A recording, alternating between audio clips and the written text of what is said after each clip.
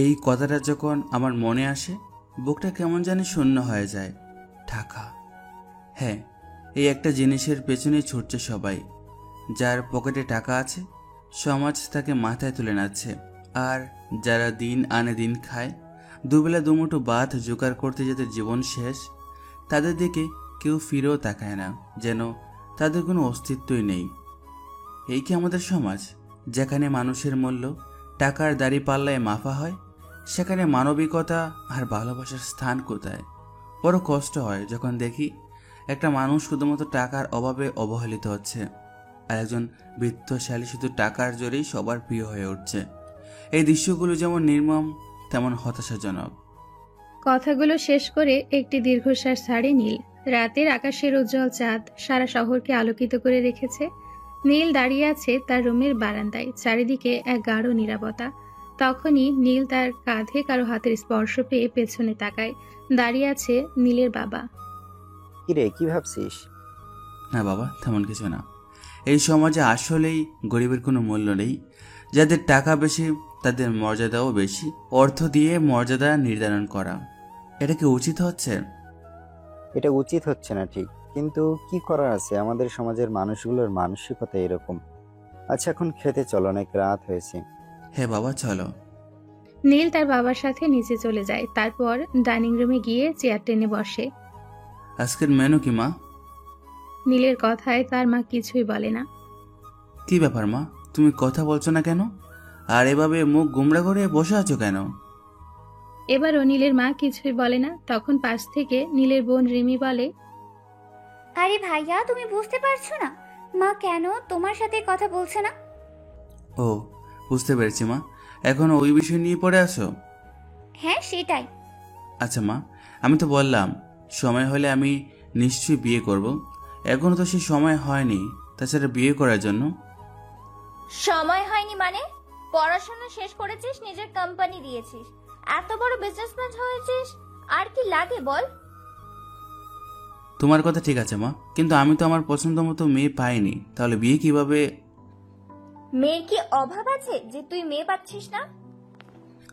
মানছি মেয়ের অভাব নেই, কিন্তু সেই রকম মেয়ে তো নেই যে আমার টাকাকে নয় আমাকে ভালোবাসবে, যে তোমাদের নিজের বাবা মায়ের মতো ভাববে, রিমিকে নিজের বোনের মতো আগলে রাখবে, সবাইকে নিজের মতো করে আপন করে নেবে। ভাইয়া, এটা কিন্তু একদম ঠিক বলেছো। আসলে এরকম মেয়ে পাওয়া অনেক কষ্টকর হবে। আমি নিজেও খুঁজেছি, কিন্তু পাইনি। আমি এত কিছু বুঝি না, আমার বৌমা লাগবে। ভাইয়া, আমার একটা আইডিয়া আছে। আম্মু যেহেতু আর মানবেই না, তুমি মেয়ে খোঁজা শুরু করো। কিন্তু কোথায় খুঁজবো?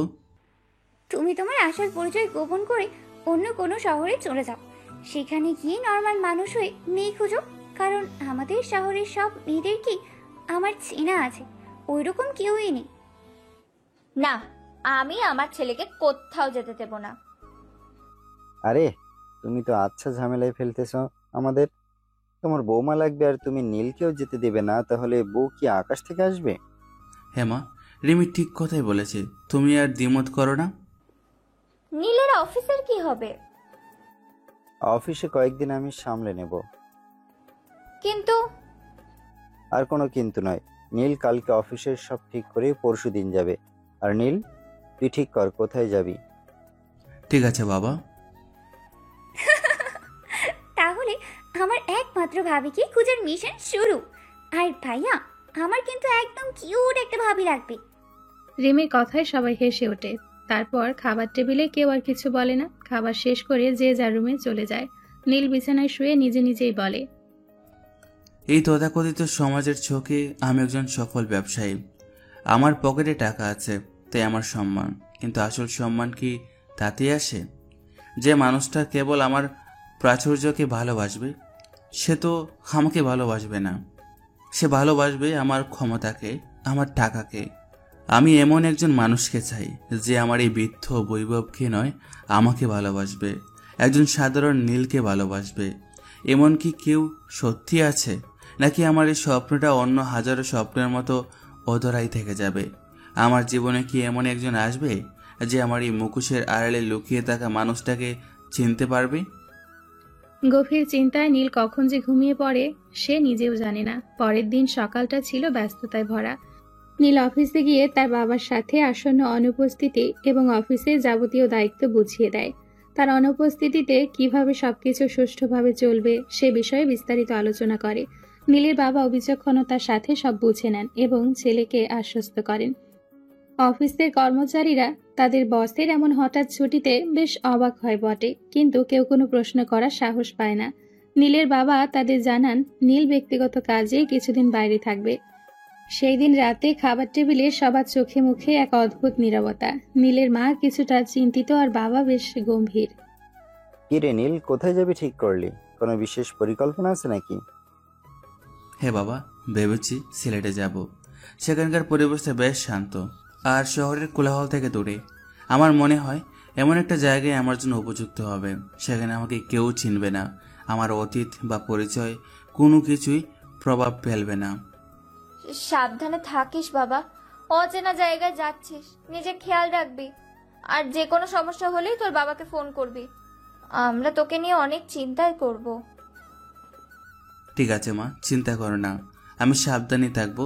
তোমরাও নিজের খেয়াল রেখো। আর ভাইয়া একদম কিউট একটা ভাবি চাই আমার। তুমি কিন্তু খোঁজ খবর জানাতে ভুলো না। রিমির কথায় চাপা হাসির একটা রেশ ছড়িয়ে পড়ে পুরো খাবার টেবিলে। সবার মুখে কিছুটা হালকা মেজাজের হাসি ফুটলেও নীলের মায়ের চোখে তখনও এক অব্যক্ত চিন্তা। খাবার শেষে সবাই যে যার ঘরে চলে যায়। নীল নিজের রুমে এসে ব্যাগ গুছিয়ে নেয়। তার বিলাসবহুল জিনিসপত্র নয়, বরং কিছু সাধারণ পোশাক, প্রয়োজনীয় কাগজপত্র আর একটি ছোট ডায়েরি ব্যাগে নেয়। সে জানে না এই ডায়েরিতে তার জীবনে নতুন কোনো অধ্যায় লেখা হবে কিনা। পরের দিন সকালটা ছিল নতুন এক শুরুর আভাস। পাখির কিচিরমিচির শব্দে নীলের ঘুম ভাঙে। সে জানালা দিয়ে বাইরে তাকায়। সকালের মিষ্টি আলোয় পুরো শহরটা যেন নতুন করে জেগে উঠেছে। পরিবারের সবার কাছ থেকে বিদায় নেওয়ার পালা। মা কপালে উষ্ণ চুমু দিয়ে দোয়া করেন, বাবা নীলের পিঠ চাপড়ে দেন, যেন এক অদেখা ভবিষ্যতের জন্য শুভকামনা জানান। আর রিমি হাত নেড়ে বিদায় জানায়। তার চোখে কৌতুক আর ভালোবাসার এক অদ্ভুত মিশ্রণ। নীলের মনে এক অদ্ভুত মিশ্র অনুভূতি। একদিকে প্রিয়জনদের ছেড়ে এক অচেনা যাত্রার কষ্ট, অন্যদিকে এক নতুন অধ্যায়ের শুরু করা তীব্র উত্তেজনা। সে জানে না সিলেটে তার জন্য কি অপেক্ষা করছে। তার স্বপ্নের সেই মানুষটির দেখা মিলবে কি সেখানে, নাকি তার এই যাত্রার পেছনে লুকিয়ে আছে অন্য কোনো রহস্য যা এখনো তার অজানা। এই প্রশ্নের উত্তর খুঁজতে নীল বেরিয়ে পড়ে এক অচেনা যাত্রায়। তার পরিচয় গোপন করে, এক সাধারণ মানুষের বেশে। তার মনে একটাই আশা, এমন একজনকে খুঁজে বের করা যে তার টাকাকে নয়, তাকে ভালোবাসবে। নীল কি সিলেটে তার স্বপ্নের মানুষটিকে খুঁজে পাবে, নাকি তার এই ছদ্মবেশ কোনো নতুন সমস্যার জন্ম দিবে? পরের দিন সকালটা ছিল নতুন এক শুরুর আভাস। পাখির কিচিরমিচির শব্দে নীলের ঘুম ভাঙে। সে জানালা দিয়ে বাইরে তাকায়। সকালের মিষ্টি আলোয় পুরো শহরটা যেন নতুন করে জেগে উঠেছে। পরিবারের সবার কাছ থেকে বিদায় নেওয়ার পালা। মা কপালে উষ্ণ চুমু দিয়ে আশীর্বাদ করেন, বাবা নীরবে পিঠ চাপড়ে দেন, যেন এক অদেখা ভবিষ্যতের জন্য শুভকামনা জানান। আর রিমি হাত নেড়ে বিদায় জানায়, তার চোখে কৌতুক আর ভালোবাসার এক অদ্ভুত মিশ্রণ। নীল ট্যাক্সি নিয়ে লোকাল বাসস্ট্যান্ডের দিকে রওনা হয়। ট্যাক্সির জানালা দিয়ে প্রিয় শহরের চেনা রাস্তাগুলো দেখতে দেখতে তার মনে এক অদ্ভুত মিশ্র অনুভূতি খেলে যায়।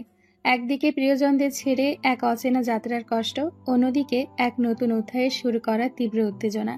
বাসস্ট্যান্ডে পৌঁছে নীল একটা সাধারণ বাসের টিকিট কাটে। ভিড় আর কোলাহলে ভরা সেই পরিবেশে সে নিজেকে আর 10টা সাধারণ মানুষের মতোই অনুভব করে। বাসে উঠে নিজের জানালার পাশের সিটে বসে সে। বাস ছাড়ার আগে শেষবারের মতো শহরের দিকে তাকায়। এই শহর, আমার পরিচয়, আমার সাম্রাজ্য, সবকিছু আজ পেছনে ফেলে যাচ্ছি। আমি জানি না এই যাত্রার শেষ কোথায়। আমি কি সত্যি এমন কাউকে খুঁজে পাবো যে আমার টাকাকে নয়, আমাকে ভালোবাসবে? এই ছদ্মবেশ কি আমাকে নতুন কোনো জীবনের দিকে নিয়ে যাবে, নাকি আরো গভীর কোনো রহস্যের জালে জড়িয়ে ফেলবে? আমার ভেতরের শূন্যতা কি সত্যি পূরণ হবে?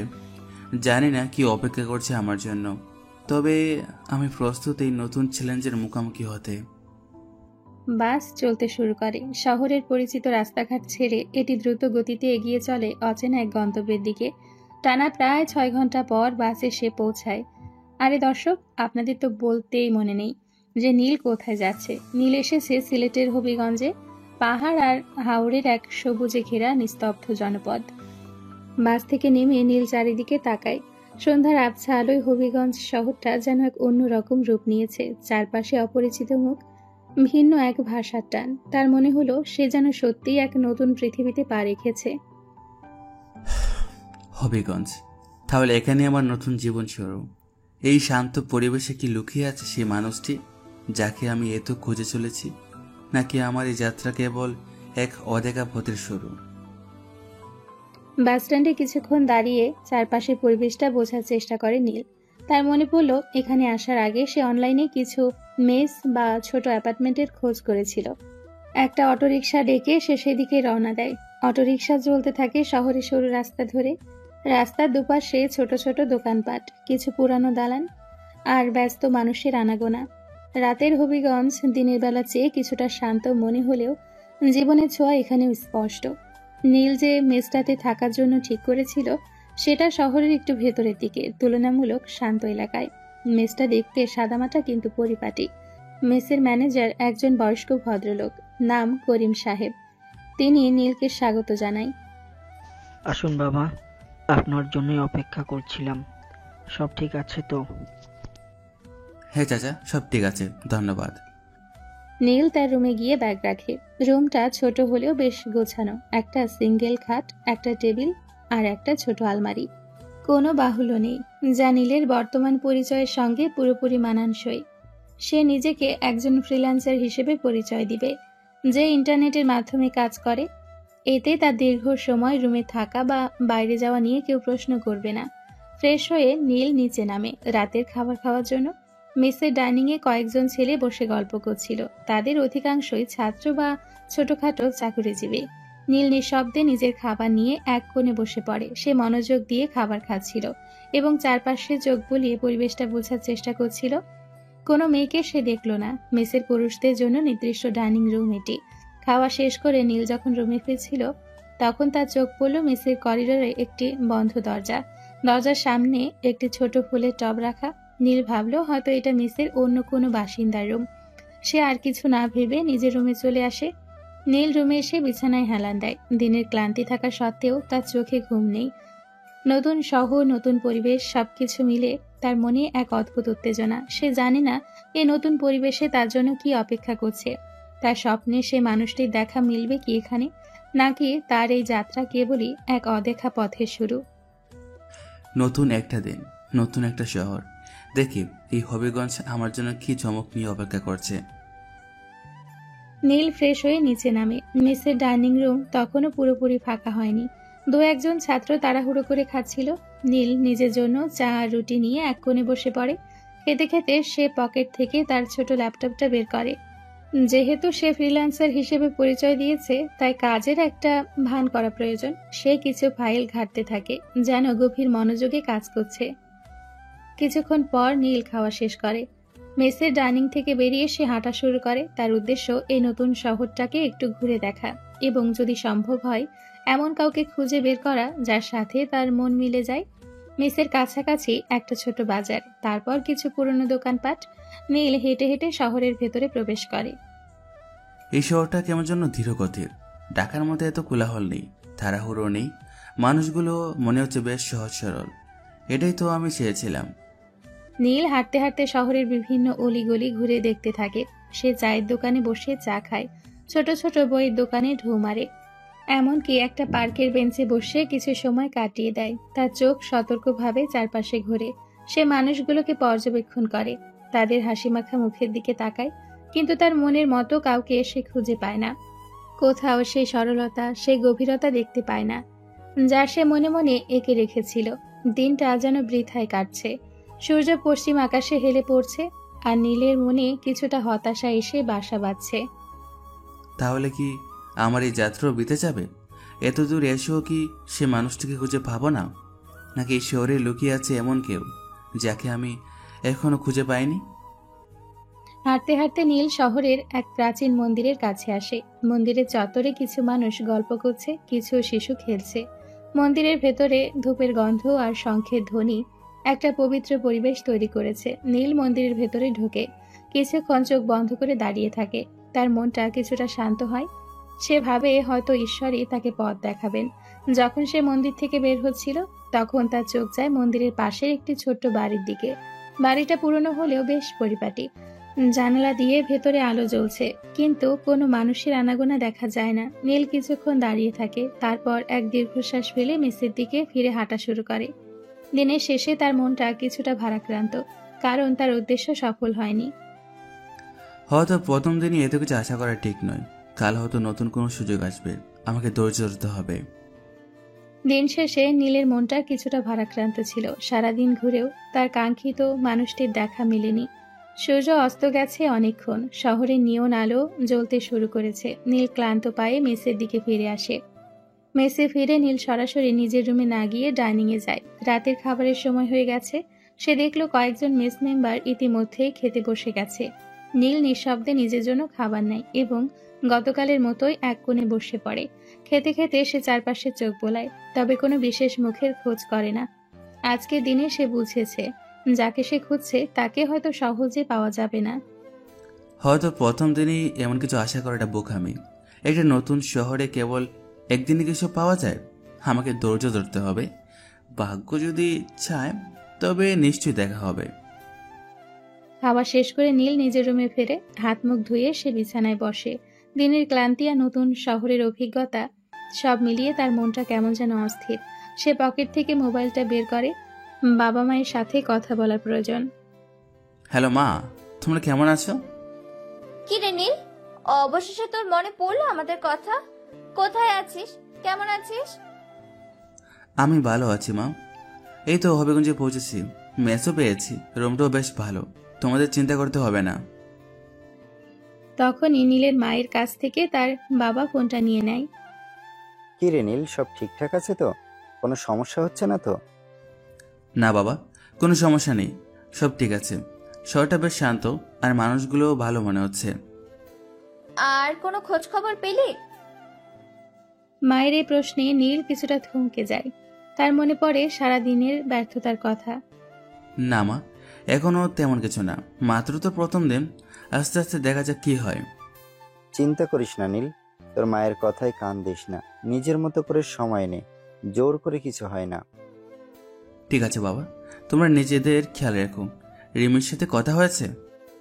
হ্যাঁ, রিমি তো তোকে নিয়ে হাসি ঠাট্টা করছিল, বলছিল তার নাকি একদম কিউট ভাবি চাই। মায়ের কথায় নীলের ঠোঁটে একটা হালকা হাসি ফোটে। সে জানে রিমি তাকে কতটা ভালোবাসে। আচ্ছা ঠিক আছে মা, রাখি তাহলে, কাল আবার কথা হবে। সাবধানে থাকিস বাবা, ভালো থাকিস। ফোন রেখে নীল বিছানায় শুয়ে পড়ে। মোবাইল ফোনের স্ক্রিনে তার পরিবারের ছবি। তাদের মুখগুলো দেখে তার মনে এক মিশ্র অনুভূতি। একদিকে পরিবারের ভালোবাসার চিন্তা, অন্যদিকে নিজের এই নতুন লক্ষ্য। সহজ হবে না জানি। এই শহরে আমি একজন সাধারণ ফ্রিল্যান্সার। আমার টাকার অহংকার এখানে চলবে না। আমাকে এমন কাউকে খুঁজে বের করতে হবে যে আমার ভেতরের মানুষটাকে দেখবে, আমার পরিচয় নয়। এই হবিগঞ্জের দুলি মাটিতেই কি লুকিয়ে আছে আমার স্বপ্নের সেই পরি, নাকি আমার এই ছদ্মবেশ আমাকে কোনো অজানা গল্পের দিকে টেনে নিয়ে যাবে? কালকের দিনটা কেমন হবে? নতুন কোনো মুড আসবে জীবনে? পরের দিন সকালে নীলের রুটিন কি হবে? সে কি তার অনুসন্ধানের ধারা বদলাবে, নাকি একই রকম ভাবে চলবে? পরের দিন সকাল, নীলের ঘুম ভাঙল পরিচিত পাখির কিচিরমিচির শব্দে। আজও তার রুটিনে কোনো পরিবর্তন নেই। ঘুম থেকে উঠে ফ্রেশ হয়ে এসে নিচে নামে। মেসের ডাইনিংয়ে কিছু ছাত্র আর চাকরিজীবী তাদের সকালে নাস্তা করছে। নীল নিজের জন্য চা আর রুটি নিয়ে এক কোণে বসে পড়ে। খেতে খেতে সে তার ল্যাপটপটা খুলে যেন কাজে মগ্ন। আসলে এটা তার ছদ্মবেশের একটা অংশ, যাতে কেউ তার কার্যকলাপ নিয়ে প্রশ্ন না তোলে। আজও কি একই রকম দিন যাবে? এই শহরটা কি সত্যি আমার জন্য কিছু লুকিয়ে রেখেছে, নাকি শুধু আমার মনের ভুল? সকালে নাস্তা সেরে নীল মেস থেকে বের হয়ে যায়। আজও তার উদ্দেশ্য হবিগঞ্জের অলিগলি ঘুরে দেখা। সে চায়ের দোকানে বসে চা খায়, লোকাল লাইব্রেরিতে ঢুকে পুরনো বইয়ের গন্ধ নেয়। সে পার্কের বেঞ্চে বসে স্থানীয় মানুষের জীবনযাত্রা পর্যবেক্ষণ করে। তার চোখ সতর্কভাবে চারপাশে ঘোরে। সে সাধারণ মেয়েদের দিকে তাকায়, তাদের কথা শোনে, তাদের হাঁটা চলার ভঙ্গি দেখে। কিন্তু তার মনের মতো কাউকে সে খুঁজে পায় না। কোথাও সেই সরলতা, সেই গভীরতা দেখতে পায় না। যা সে মনে মনে এঁকে রেখেছিল। এভাবেই দিনগুলো চলে যাচ্ছিল। দেখতে দেখতে প্রায় 1 সপ্তাহ কেটে গেল। নীল প্রতিদিন সকালে বের হয়, বিভিন্ন জায়গায় খোঁজাখুঁজি করে, কিন্তু তার স্বপ্নের সেই নিরীহ চেহারার মেয়েটিকে সে খুঁজে পায় না। প্রতি সন্ধ্যায় সে হতাশ হয়ে মেসে ফিরে। রাতের খাবার সেরে রুমে গিয়ে ল্যাপটপে কাজের ভান করে আর মাঝে মধ্যে বাবা মায়ের সঙ্গে কথা বলে। তাদের প্রতিটি ফোনে একটাই প্রশ্ন, কোনো খোঁজ পেলি? আর নীলের একটাই উত্তর, এখনো না। সেদিন রাতে নীল ভীষণ ক্লান্ত হয়ে তার রুমে বসেছিল। সারাদিনের ঘোরাঘুরি আর ব্যর্থতা তাকে মানসিকভাবে আরও অবসাদগ্রস্ত করে তুলেছিল। সে বিছানায় হেলান দিয়ে সিলিং ফ্যানের দিকে তাকিয়ে থাকে। 1 সপ্তাহ, প্রায় 1 সপ্তাহ কেটে গেল, আর আমি এখনও সেই মানুষটিকে খুঁজে পেলাম না। তাহলে কি আমার এই পুরো আইডিয়াটা ভুলেছিল? এই তথাকথিত সমাজ আমাকে এতটাই হতাশ করে দিয়েছে যে আমার নিজের উপর থেকে বিশ্বাস উঠে যাচ্ছে। এমন কেউ কি সত্যি আছে আমার টাকা নয় আমাকে ভালোবাসবে? নাকি রিমি আর বাবার কথায় বেশি প্রভাবিত হয়ে আমি একটা অবাস্তব স্বপ্ন দিতে শুরু করেছি? মনে হচ্ছে আমার এই অভিযাত্রার কোনো অর্থ নেই, নাকি এই লুকোচুরির খেলাটা আর রহস্যময় কিছু লুকাচ্ছে যা আমি এখনো জানি না। নীল তখনও বিছানায় বসেছিল, সিলিং ফ্যানের দিকে তাকিয়ে। 1 সপ্তাহ ধরে নিরন্তর খুঁজেও যখন তার আকাঙ্ক্ষিত মানুষটির দেখা মিলেনি, তখন তার মনে হতাশা গভীর হচ্ছিল। সে ভাবছিল, তাহলে কি আমার এই পুরো আইডিয়াটা ভুল ছিল? এমন কেউ কি সত্যি আছে যে আমার টাকাকে নয় আমাকে ভালোবাসবে? আমার এই অভিযাত্রার কোনো অর্থ নেই, নাকি এই লুকোচুরি খেলাটা আরও রহস্যময় কিছু লুকাচ্ছে যা আমি এখনও জানি না। ঠিক তখনই নীলের মনে হঠাৎ করে একটা চিন্তা উকি দেয়। সে মনে করার চেষ্টা করে তার স্কুল জীবনের পরিচিতদের মধ্যে কেউ কি হবিগঞ্জে ছিল। তার মস্তিষ্কে একটা নাম ঝলকে ওঠে, লাবিব, তার পুরনো স্কুল ফ্রেন্ড, যার বাড়ি হবিগঞ্জে ছিল। আরে লাবিব তো তাদের কলেজের বন্ধু ছিল। নীল দেরি না করে সাথে সাথে তার মোবাইল হাতে নেয় এবং লাবিবের নাম্বারে কল করে। কল ধরলে উপাস থেকে লাবিব বলে, কিরে, কই আছিস তুই? সেদিন তো তোর অফিসে গেলাম, কিন্তু তোকে তো দেখতে পেলাম না। শুনলাম তুই নাকি ছুটিতে গেছিস। তোর ফোনে কয়েকটা কল করলাম, কিন্তু মোবাইল বন্ধ বলছে। আর এখন যে কল করলে, এটা কার নাম্বার? আচ্ছা লাবিব, তোকে সব কিছু পরে খুলে বলবো, এখন আমাকে জাস্ট একটু হেল্প কর। কি হেল্প লাগবে বল। কলেজে আমাদের সাথে একটা ছেলে পড়তো, মনে আছে? নাম শিফাত। ওর বাড়ি সিলেট হবিগঞ্জ। আমাদের ফ্রেন্ডস গ্রুপে তো ও এখনও আছে, কিন্তু আমি আমার এই ফোনটা নিয়ে আসিনি, তাই ওর সাথে যোগাযোগ করতে পারছি না। কিন্তু আমার যোগাযোগ করাটা একটু দরকার। তুই প্লিজ একটু ওর নাম্বারটা আমাকে দে। সিফাত? হ্যাঁ, মনে আছে। ওর নাম্বার তো আমার কাছে আছে। আচ্ছা ঠিক আছে, আমি টেক্সট করে দিচ্ছি। থ্যাঙ্কস দোস্ত, অনেক হেল্প করলি। তাদের কথা শেষ হয়ে যায় এবং নীল কল রেখে দেয়। কিছুক্ষণ পর নীলের ফোনে একটি টেক্সট মেসেজ আসে। লাবিব সিফাতের নাম্বার পাঠিয়েছে। নীল সাথে সাথে নাম্বারটি তুলে তার ফোনে সেভ করে নেয়। এখন তো অনেক রাত হয়ে গেছে, এই মুহূর্তে ওকে কল করা ঠিক হবে না, না হয় কাল সকালই করি। এখন বরং ঘুমিয়ে পড়ি। নীল ফোনটা পাশে রেখে বিছানায় গায়ে এলিয়ে দেয়। লাবিবের সাথে কথা বলার পর তার মনের হতাশা কিছুটা হলেও কমেছে। সিফাতের মাধ্যমে হয়তো নতুন কোনো সূত্র পাওয়া যেতে পারে, এমন একটা আশার আলো তার মনে উকি দিচ্ছে। নতুন দিনের জন্য অপেক্ষায় সে চোখ বন্ধ করে। রাতে নীরবতা ভেঙে সকালের আলো যখন নীলের রুমে উকি দিল, তার মনে নতুন একটা আশার জন্ম হয়েছে। লাবিবের মাধ্যমে সিফাতের নাম্বার পাওয়ার পর তার 1 সপ্তাহের হতাশা কিছুটা কেটে গেছে। ঘুম থেকে উঠে নীলের প্রথম কাজ ছিল সিফাতকে কল করা। নীল ফ্রেশ হয়ে নাস্তা সেরে রুমে ফিরে আসে। ঘড়িতে তখন সকাল 10টা। নীল আর দেরি না করে সিফাতের নাম্বারে কল দেয়। 2 বার রিং হওয়ার পর সিফাত ফোন ধরে। হ্যালো, শিবাত বলছিস? হ্যাঁ, কে বলছেন? আরে আমি নীল, মনে আছে? কলেজের বন্ধু। নীল, তুই? কতদিন পর তোর কণ্ঠ শুনলাম। কিরে দোস্ত, কেমন আছিস? আর তুই আমার নাম্বার পেলি কোথায়? লাবিব দিল নাকি? হ্যাঁ, লাবিবি দিল। আমি ভালো আছি, তোর খবর কি? আর আমি যে তোর নম্বর চেয়েছিলাম তার একটা কারণ আছে। কি কারণ? তোর কণ্ঠ শুনে মনে হচ্ছে কোনো বিশেষ ব্যাপার, বল কি হয়েছে? বিশেষ ব্যাপার তো বটে, আমি এখন হবিগঞ্জে আছি।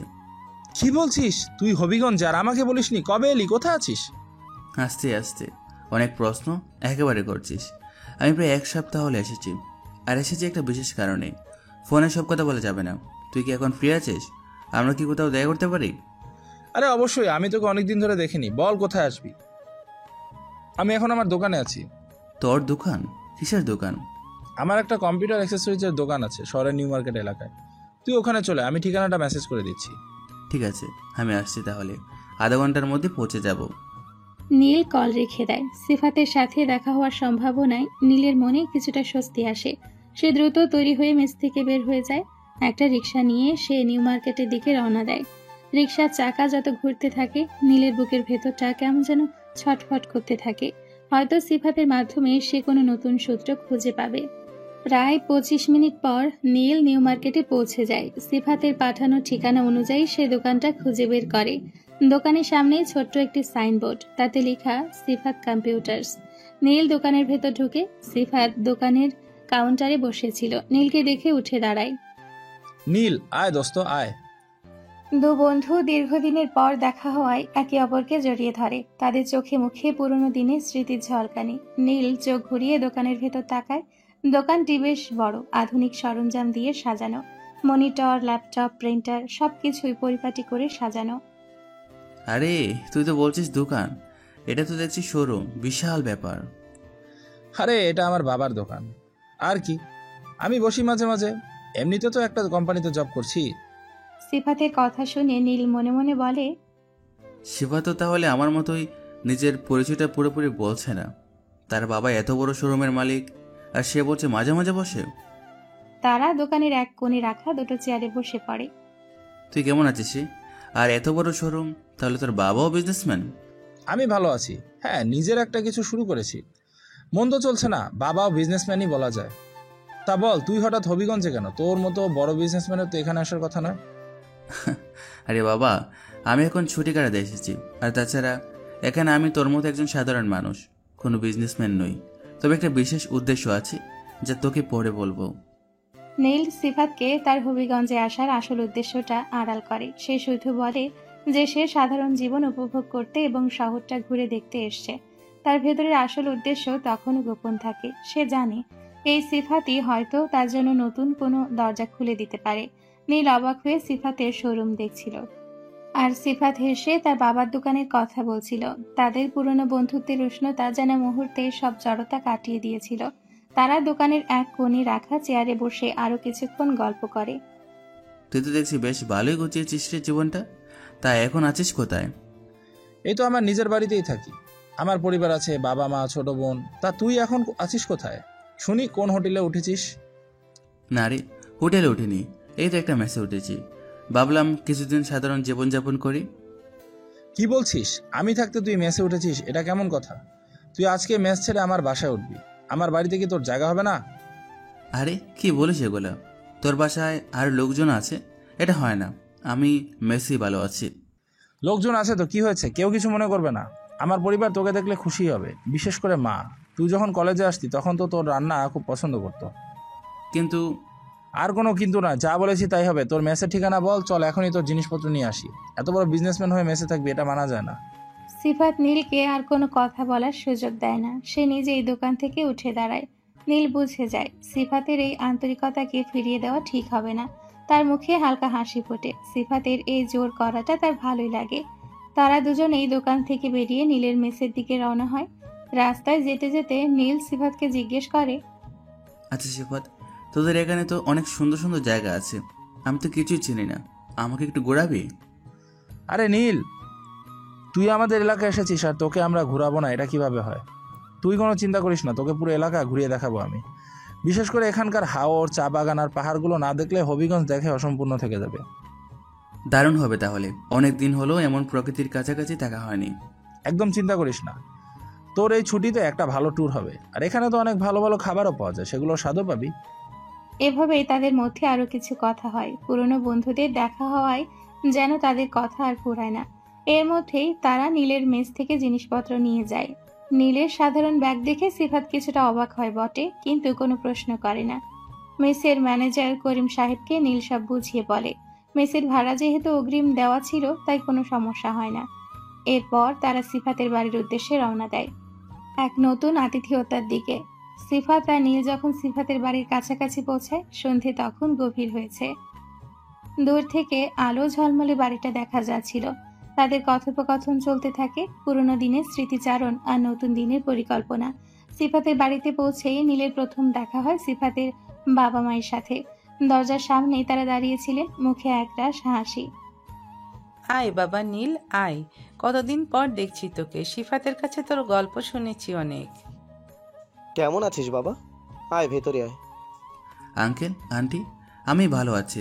আপনারা কেমন আছেন? আপনাদের দেখে খুব ভালো লাগলো। নীলের বিনয় দেখে সিফাতের বাবা মা খুব খুশি হন। তারা কুশল বিনিময় করেন এবং নীলকে বাড়ির ভেতরে নিয়ে যান। ড্রয়িং রুমে বসে হালকা চা নাস্তার পর্ব শেষ হয়। সিফাতের পরিবার নীলের প্রতি যে উষ্ণ আতিথেয়তা দেখাচ্ছে তা নীলের মন ছুঁয়ে যায়। তার মনে হয় সে যেন নিজের বাড়িতেই ফিরে এসছে। চল নীল, তোর রুমটা দেখিয়ে দিই। তুই ফ্রেশ হয়ে বিশ্রাম নে। সিফাত নীলকে দোতলায় একটি পরিপাটি রুমের দিকে নিয়ে যায়। রুমটা বেশ খোলামেলা, সুন্দর করে সাজানো। নীল তার ব্যাগপত্র রুমে রেখে দেয়। সে তার ব্যাগ থেকে প্রয়োজনীয় জিনিসপত্রগুলো বের করছিল যখন হঠাৎই তার পেছন থেকে কিসের যেন একটা আওয়াজ হয়। নীল ঘাড় ঘুরিয়ে পেছনে তাকাতেই সঙ্গে সঙ্গে কে যেন তার চোখে কিছু একটা ছুঁড়ে মারে। আহ! নীলের চিৎকারে বাড়ির সবাই সঙ্গে সঙ্গে সেখানে চলে আসে। সিফাতের মা দ্রুত ছুটে এসে নীলের চোখে হাত দিয়ে পানি দিতে শুরু করে। হায় হায়, এটা কি হলো? আদিবা, তুই এটা কি করলি? এই আদিবা, তুই এটা কি করলি? কেন ভাইয়া? আমি তো ঠিক কাজই করেছি। আর মা, তুমি ওই চোরটার চোখে পানি দিচ্ছ কেন? আরে বোকা, ও চোর হতে যাবে কেন? ও আমার বন্ধু নীল, আমার কলেজ লাইফের বন্ধু। ও ঢাকা থাকে, এখানে ঘুরতে এসেছে। কি? তোমার বন্ধু? কই, আগে তো দেখিনি। আগে বললে কি আর এমন করতাম? আদিবা তখন মনে মনে বলে, তাই তো ভাবছিলাম, চোরেরা তো দেখতে এত হ্যান্ডসাম হয় না। দূর, এটা আমি কি করলাম? উনি এখন আমায় কি ভাববে? ছি ছি ছি, আদিবা ছি। দর্শক, আপনারা যারা এখনো ঘটনাটি বুঝতে পারেননি তাদেরকে বলছি। আসলে সিফাতের ছোট বোন হচ্ছে আদিবা। আদিবা মাত্র ভার্সিটি থেকে ফিরে এসছে। তখন ও ওর রুমে যাওয়ার সময় গেস্ট রুমে নীলকে দেখে আর নীলকে চোর মনে করে। মরিচের গুঁড়া পানিতে গুলে সেগুলো নীলের চোখে ছুঁড়ে মারে। তারপর থেকে তো দেখছেনি। তাহলে এখন চলুন গল্পের বাকি অংশে ফিরি। নীলের চোখে অনেকক্ষণ ধরে পানি দেওয়ার পরে নীল উঠে দাঁড়ায়। চোখে জ্বালা তখনও কিছুটা ছিল, কিন্তু সে নিজেকে স্বাভাবিক রাখার চেষ্টা করে। বাবা নীল, কিছু মনে করো না। ও না বুঝে এমনটা করে ফেলেছে। আমি ওর পক্ষ থেকে তোমার কাছে ক্ষমা চাইছি। আন্টি, আপনি আমার কাছে ক্ষমা চাইছেন কেন? আপনি আমার মায়ের বয়সী, আর উনি ভুল কিছু করেননি। এরকম সতর্ক থাকাই প্রয়োজন। নতুন কাউকে দেখলে এমনটা হতেই পারে। নীলের কথায় আদিবা কিছুটা স্বস্তি পায়। সে ধীর পায়ে নীলের দিকে এগিয়ে আসে। সরি ভাইয়া, আমি আসলে না বুঝে ভুল করে ফেলেছি। প্লিজ আমাকে ক্ষমা করে দেন। আরে না না, আমার সমস্যা নেই, কোনো ব্যাপার না। কথাটি বলে নীল যেন থমকে যায়। এতক্ষণ যাবৎ সে আদিবার দিকে ঠিক করে তাকায়নি, কেবল তার চোখে জল দেওয়ার কারণে। এবার যখন সে আদিবার দিকে তাকালো, তার নিঃশ্বাস যেন বন্ধ হয়ে আসে। সে আদিবাকে দেখে পুরাই ক্রাশ খেয়ে যায়। কথাটি বলে নীল যেন থমকে যায়। এতক্ষণ যাবৎ সে আদিবার দিকে ঠিক করে তাকায়নি, কেবল তার চোখে জল দেওয়ার কারণে। এবার যখন সে আদিবার দিকে তাকালো, তার নিঃশ্বাস যেন বন্ধ হয়ে আসে। সে আদিবাকে দেখে পুরোই ক্রাশ খেয়ে যায়। আদিবার পরনে ছিল একটি সাধারণ সালোয়ার কামিজ, যা তার ছিপছিপে গড়নকে আরো আকর্ষণীয় করে তুলছিল। তার খোলা চুলগুলো পিঠের উপর ছড়িয়েছিল যেন কালো মেঘের রাশি। মুখটা ছিল একেবারে মেকআপহীন, কিন্তু তাতে এক অপরূপ লাবণ্য ফুটে উঠেছিল। তার হরিণীর মতো বড় বড় চোখ দুটোতে ছিল এক গভীর মায়াময়তা, আর সেই চোখে তখনও অনুতাপের ছায়া। তার ঠোঁটের কোণে হালকা হাসি, যা লজ্জায় চাপা পড়েছিল, কিন্তু সেই হাসিটুকু ছিল বড্ড মিষ্টি। আদিবা নিরীহ চেহারা আর নিষ্পাপ চোখে যেন নীলের মনে থাকা সেই স্বপ্নের প্রতিচ্ছবি। তার পুরো অস্তিত্ব যেন বলতে চাইছিল, একেই তো খুঁজছিল নীল। আসলে কোনো সমস্যা নেই আদিবা, তুমি তো জানো না, তাই এমনটা করে ফেলেছো। আমি আমি ভীষণ দুঃখিত ভাইয়া, আর কখনো এমন হবে না। আচ্ছা হয়েছে, এখন নীলকে একটু বিশ্রাম নিতে দে। আর তোর এই চোর ধরার বুদ্ধি ছাড়। দূর ভাইয়া। সিফাত আর তার মা হেসে ওঠেন। আদিবা মুখ ফিরিয়ে দ্রুত নিচে চলে যায়, সম্ভবত নিজের বোকামির জন্য লজ্জিত হয়ে। নীলের চোখ তখনও আদিবার গমন পথের দিকে স্থির। তার মনে এক অদ্ভুত প্রশান্তি, যেন এতদিনের খুঁজে ফেরা মানুষটির দেখা মিলেছে। যাক বাবা, তুমি কিছু মনে করনি, এটাই বড় কথা। এখন যাও, ফ্রেশ হয়ে নাও। আমরা রাতের খাবার তৈরি করছি। ঠিক আছে আন্টি। নীল রুমে ফিরে আসে। তার মন তখনও আদিবার রূপে মোহিত। সে বিছানায় বসে নিজের মনেই হাসে। এই মেয়েটাই এভাবেই হবে আমাদের প্রথম দেখা। মরিচের গুরু চোখে ছুঁড়ে মেরে। জীবনের রহস্যগুলো আসলেই অদ্ভুত। এতদিন ধরে যাকে খুঁজছিলাম সে কিনা শিবহাতের ছোট বোন। আর কি সরল, কি নিষ্পাপ ওর চেহারা। আমার টাকা কেন আমাকে ভালোবাসবে, এই কথার মানে হয়তো আদিবাই প্রমাণ করবে। নীল ফ্রেশ হয়ে যখন নিচে আসে তখন দেখে ডাইনিংয়ে সিফাত, তার বাবা মা এবং আদিবা সবাই খাবার টেবিলে উপস্থিত। আদিবা নীলের দিকে আর চোখে তাকাচ্ছিল, কিন্তু চোখাচোখি হতেই দ্রুত চোখ সরিয়ে নিচ্ছিল। নীলের কাছে আদিবার এই লজ্জা মেশানো চাহনি আরো ভালো লাগে।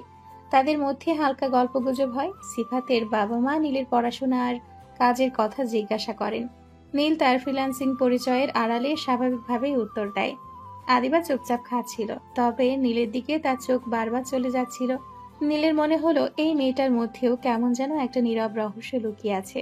খাবার শেষে সবাই ড্রয়িং রুমে বসে টিভি দেখছিল। নীল সিফাতের পাশে বসে। তোদের আদিবা খুব হাসি খুশি মনে হচ্ছে। হ্যাঁ, ও এমনই, একটু চঞ্চল, ভার্সিটিতে পড়ে, ইংরেজিতে অনার্স করছে। নীলের মনে আদিবাকে নিয়ে আরো কৌতূহল বাড়ে। এই মেয়েটি কি সত্যিই তার সেই স্বপ্নের মানুষ, নাকি তার এই মুগ্ধতা কেবলই একটি সাময়িক অনুভূতি? নীলের মনে তখন একটাই চিন্তা, কিভাবে আদিবার কাছাকাছি আসা যায়, কিভাবে তাকে আরো গভীরভাবে জানা যায়।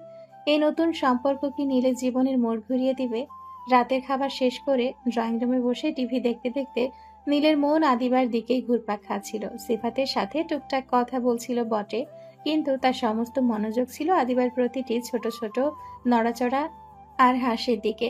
আদিবাও মাঝে মাঝে আর চোখে নীলের দিকে তাকাচ্ছিল। তাদের চোখাচোখি হলেই আদিবা লজ্জায় চোখ নামিয়ে নিচ্ছিল। নীলের মনে এক অদ্ভুত ভালো লাগা কাজ করছিল। রাত গভীর হলে একে একে সবাই নিজেদের রুমে চলে যায়। নীলও তার রুমে এসে দরজা বন্ধ করে। সারাদিনের ক্লান্তি থাকলেও তার চোখে ঘুম নেই। আদিবার নিষ্পাপ মুখটা যেন তার চোখের সামনে ভাসছে। নীল বিছানায় শুয়ে সিলিং এর দিকে তাকিয়ে নিজে নিজে বলে, একে কি তবে করছিলাম আমি? আমার জীবনে কি এভাবেই আসবে সেই মানুষটি? আদিবা নামটাকে মিষ্টি, আর ওর হাসিটা, চোখে মায়া যেন সব ক্লান্তি ভুলিয়ে দেয়। এক সপ্তাহ ধরে যাকে হন্য হয়ে খুঁজেছি সেখানে শিবহাতে নিজের বোন। কি অদ্ভুত নিয়তি। আমার টাকার জৌলুস, যার চোখে বাধা লাগাবে না, যে আমাকে ভালোবাসবে আমার ভেতরের মানুষটাকে দেখে। আদিবা কি সেই মানুষ? ওর মধ্যে কোনো কৃত্রিমতা নেই, কোনো অহংকার নেই, শুধু সরলতা আর পবিত্রতা। কিন্তু আমি তো এখানে একজন সাধারণ ফ্রিল্যান্সার। আমার আসল পরিচয় তো ও জানে না। যদি কোনোদিন জানতে পারে যে আমি কে, তখন কি আমাকে ভুল বুঝবে? এই রহস্যময় লুকোচুরি কি আমাদের দুজনের মধ্যে কোনো দূরত্ব তৈরি করবে, নাকি আমাদের অপ্রত্যাশিত গল্পের শুরুটা এক নতুন মোড় নেবে? আমার এই অনুভূতি কি শুধু এক সাময়িক মুগ্ধতা, নাকি সত্যিকারের ভালোবাসার জন্ম হচ্ছে? আমার মনে হচ্ছে এই হবিগঞ্জ যাত্রা আমার জীবনের সবচেয়ে গুরুত্বপূর্ণ সিদ্ধান্ত ছিল। মনে হচ্ছে রিমি আর মায়ের স্বপ্ন পূরণ হওয়ার পথে। নীলের মনে তখন এক রাশ নতুন স্বপ্ন আর অদেখা আশার বীজ বুনছে। আদিবার আবির্ভাব তার জীবনের নিস্তরঙ্গ জলে যেন এক ঢেউ তুলে দিয়েছে। সে জানে না আগামীতে কি অপেক্ষা করছে, তবে তার মন আজ এক অদ্ভুত প্রশান্তিতে ভরে আছে। সে নতুন করে ভাবতে শুরু করে কিভাবে আদিবার কাছাকাছি আসা যায়, কিভাবে এই সম্পর্ককে এক নতুন দিকে নিয়ে যাওয়া যায়। আদিবার কথা ভাবতে ভাবতে নীল কখন যে ঘুমের কোলে ঢলে পড়ে সে নিজেও টের পায় না। সকালে মিষ্টি আলোয় নীলের ঘুম ভাঙে। তার মনে তখনও আদিবার মুখটা ভাসছে। গতরাতের অপ্রত্যাশিত সাক্ষাৎ তার মনে এক নতুন আশা জন্ম দিয়েছে। সে জানে এই সুযোগ হাতছাড়া করা যাবে না। আজই তাকে আদিবার কাছাকাছি আসার একটা পথ খুঁজে বের করতে হবে। নীল ফ্রেশ হয়ে নিচে নামে। ড্রয়িং রুমে সিফাতের মা, বাবা আর আদিবা বসে সকালে নাস্তা করছিল। নীলকে দেখে সবাই হাসি মুখে স্বাগত জানায়। আয় বাবা নীল, নাস্তা করে নে। হ্যাঁ আন্টি, আসছি। নীল সবার সাথে নাস্তা করতে বসে। সে মনে মনে একটা বাহানা খুঁজছিল কিভাবে আদিবার সাথে তার ভার্সিটিতে যাওয়া যায়। আচ্ছা শিফাত, আমি ভাবছি আজকে একটু আদিবার ভার্সিটিতে ঘুরতে যাব। শুনেছি ভার্সিটি অনেক সুন্দর। হ্যাঁ নীল, ভার্সিটিটা আসলে অনেক সুন্দর। বিশাল ক্যাম্পাস, চারপাশে সবুজ আর পুরনো কিছু ভবন, দেখতে বেশ ভালোই লাগে। তাই বুঝি? তাহলে তুই কি আমাকে একটু নিয়ে যাবে? নতুন জায়গা, একা একা বুঝতে পারবো না। আরে আদিবা তো একটু পরে ভার্সিটিতে যাবে, ও তোকে নিয়ে যাবে। আমার তো এখন দোকানে যেতে হবে। নীল তো এতক্ষণ এটা শোনার জন্যই অপেক্ষা করছিল। তার মনে মনে তো নাচার মতো অবস্থা, তবুও নীল নিজেকে সামলে নেয়, মুখে একটা হালকা বিরক্তির ভাব এনে। আরে না না, কি বলিস? তুই নিয়ে যাস, আদিবার ক্লাস থাকবে, ওর সমস্যা হতে পারে, ওকে ডিস্টার্ব করার দরকার নেই। আরে ধুর, আদিবা যেহেতু যাবে তখন আর আমার যাওয়ার দরকার নেই। ওর তো এখনো ক্লাস শুরু হতে দেরি আছে, তোকে ঘুরে দেখিয়ে দিতে পারবে। আরে বাবা, তুমি কি ওই কারণটার জন্য আদিবাকে ভয় পাচ্ছ নাকি? ভয় পেও না, আদিবা তোমাকে সুন্দরভাবে ঘোরাবে। আর ও তো তোমার বন্ধুর মতো, কোনো সমস্যা হবে না। মায়ের কথায় নীল কিছুটা অপ্রস্তুত হলেও মনে মনে খুশি হয়। সে বুঝতে পারে তার পরিকল্পনা সফল হয়েছে। ঠিক আছে আন্টি, তাহলে আদিবা যখন যাবে আমি ওর সাথেই যাব। আদিবা এতক্ষণ সব শুনছিল, তার মুখে কোনো ভাবান্তর ছিল না, সেও কিছু বলেনি, তবে নীলের দিকে একবার আর চোখে তাকিয়েছিল। নীল সেটা খেয়াল করে তার ঠোঁটে হালকা হাসি ফোটে। আমি তাহলে তৈরি হয়ে নিই ভাইয়া। আদিবা দ্রুত নিজের রুমে চলে যায় তৈরি হওয়ার জন্য। নীলের মনে তখন এক অদ্ভুত আনন্দ। সে জানে এই সুযোগটা তাকে আরো ভালোভাবে আদিবাকে জানার সুযোগ করে দিবে।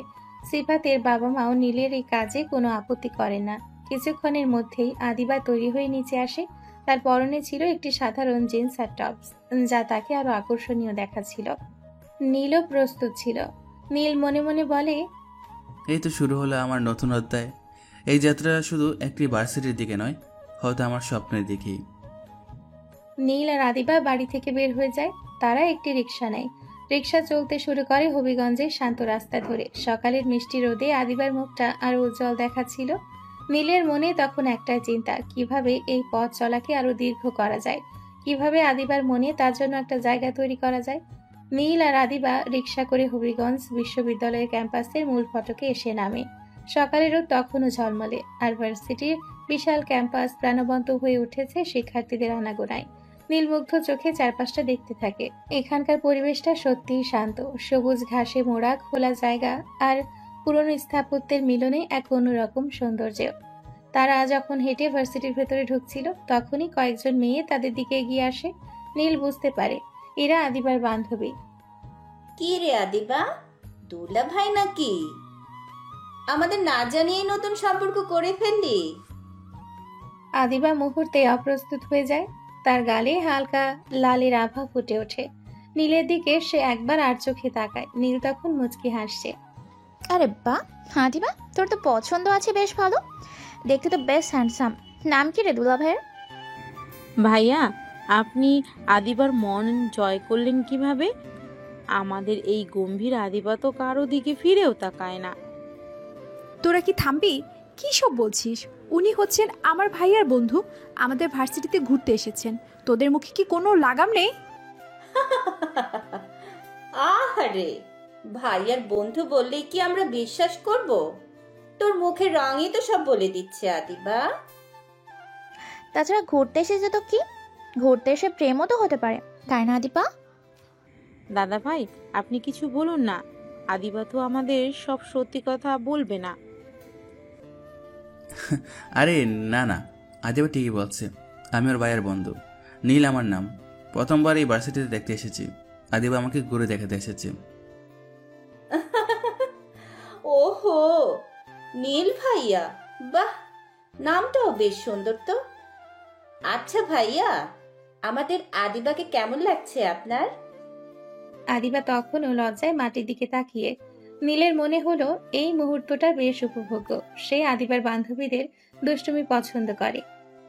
আদিবা খুবই ভালো মেয়ে, আর এই ভার্সিটিটা ওর মতোই সুন্দর।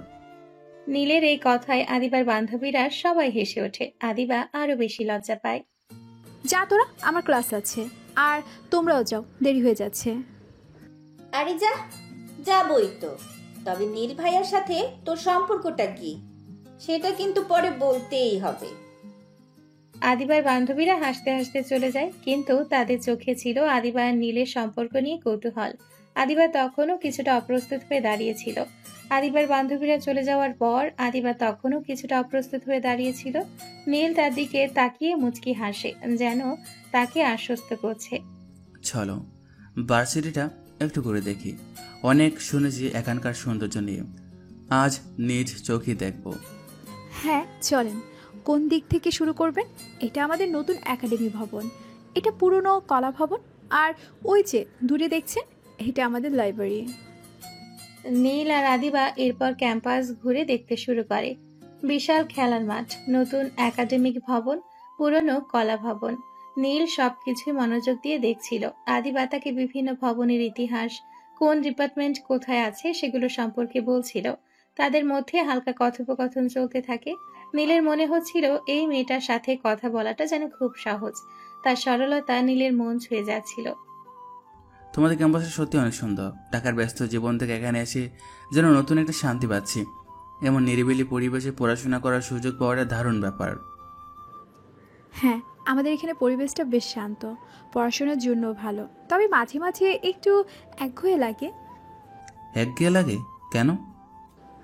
কি জানি, নতুন কিছু নেই, চেনা মুখ, চেনা রুটিন। মাঝে মাঝে মনে হয় যদি একটু নতুনত্ব আসতো।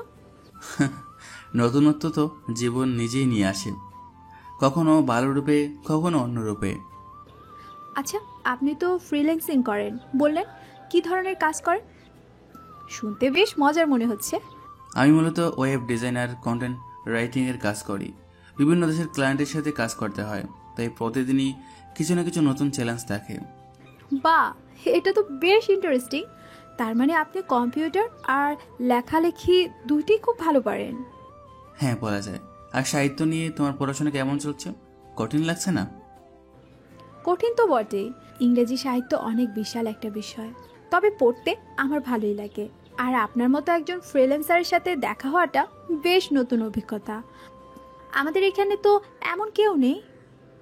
তাদের কথোপকথন এভাবেই চলতে থাকে। তারা ক্যাম্পাসের বিভিন্ন জায়গায় কিছুক্ষণ বসে গল্প করে। নীল আদিবাকে তার ফ্রিল্যান্সিং এর কাজ সম্পর্কে কিছু মজার ঘটনা শোনায়, যা শুনে আদিবা প্রাণ খুলে হাসে। আদিবার হাসি দেখে নীলের মন ভরে ওঠে। এভাবে কেটে যায় অনেকটা সময়। তারা প্রায় পুরো ক্যাম্পাসটা ঘুরে দেখেছে। ঘোরাঘুরি শেষে তারা ক্যাম্পাসের মূল ফটকের দিকে ফিরে আসে।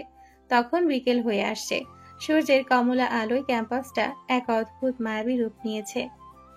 আচ্ছা আদিবা, আমি শুনেছিলাম ভার্সিটির পাশে নাকি একটা সুন্দর পার্ক আছে, নাম যেন কি একটা কাব্যিক নাম ছিল। হ্যাঁ ভাইয়া, ঠিক বলেছেন। ভার্সিটির পাশেই পার্ক আছে, কাব্যকুঞ্জ। অনেক সুন্দর জায়গা। বিকেলবেলায় অনেকে ঘুরতে আসে, বিশেষ করে কাপলরা। আর ওখানে পুরনো একটা শান বাঁধানো পুকুর আছে। বিকেলবেলায় দেখতে দারুণ লাগে। কাব্যকুঞ্জ নামটাও বেশ কাব্যিক। আর কাপলদের জায়গা বলছো?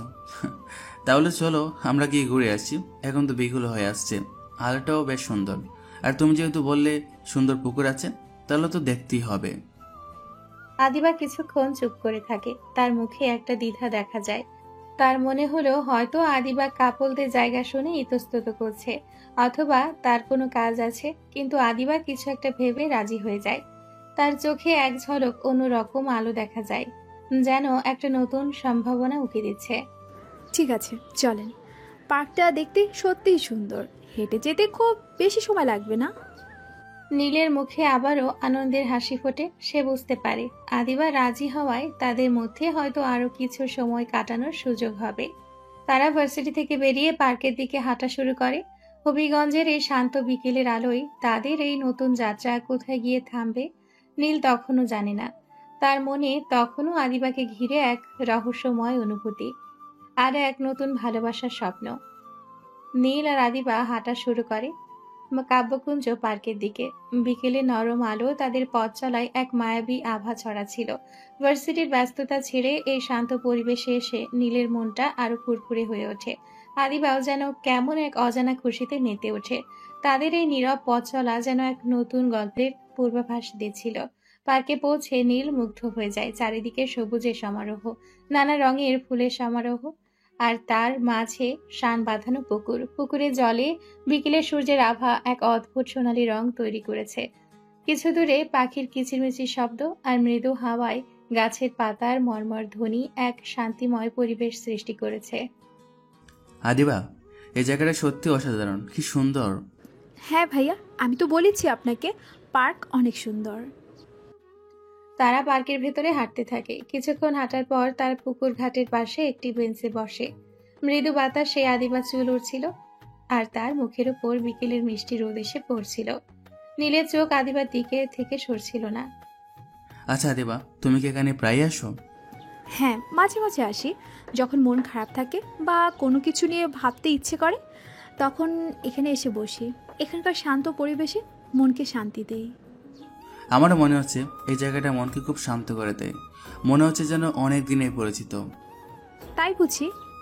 হ্যাঁ, জানো আদিবা, আমি এমন একটা মানুষ করছি যে ব্যস্ত দুনিয়ার সব কোলাহল থেকে দূরে প্রকৃতির মতো শান্ত আর সহজ সরল হবে, যে টাকার পেছনে ছুটবে না, বরং মানুষকে ভালোবাসবে। নীলের এই কথায় আদিবা কিছুটা চুপ করে যায়। সে নীলের দিকে তাকায়, তার চোখে এক অজানা জিজ্ঞাসা। নীলের মনে হয় সে হয়তো একটু বেশিই বলে ফেলেছে। যাই হোক, তোমার এখানে পড়াশোনা কেমন চলছে? হবিগঞ্জে কি থাকতে ভালো লাগে? পড়াশোনা তো ভালোই চলছে। আর হবিগঞ্জ আমার নিজের শহর, ভালো লাগা তো আসবেই। তবে মাঝে মাঝে ঢাকার মতো বড় শহরের কথা ভাবি, যেখানে অনেক নতুন কিছু করার সুযোগ থাকে। হয়তো তোমার জীবনে নতুন কিছু করার সুযোগ আসবে, কে জানে, হয়তো তোমার স্বপ্ন পূরণ হবে। এভাবেই তাদের মধ্যে আরো কিছুক্ষণ কথা চলে। তাদের মধ্যে এক অদৃশ্য টান যেন ক্রমেই বেড়ে উঠছিল।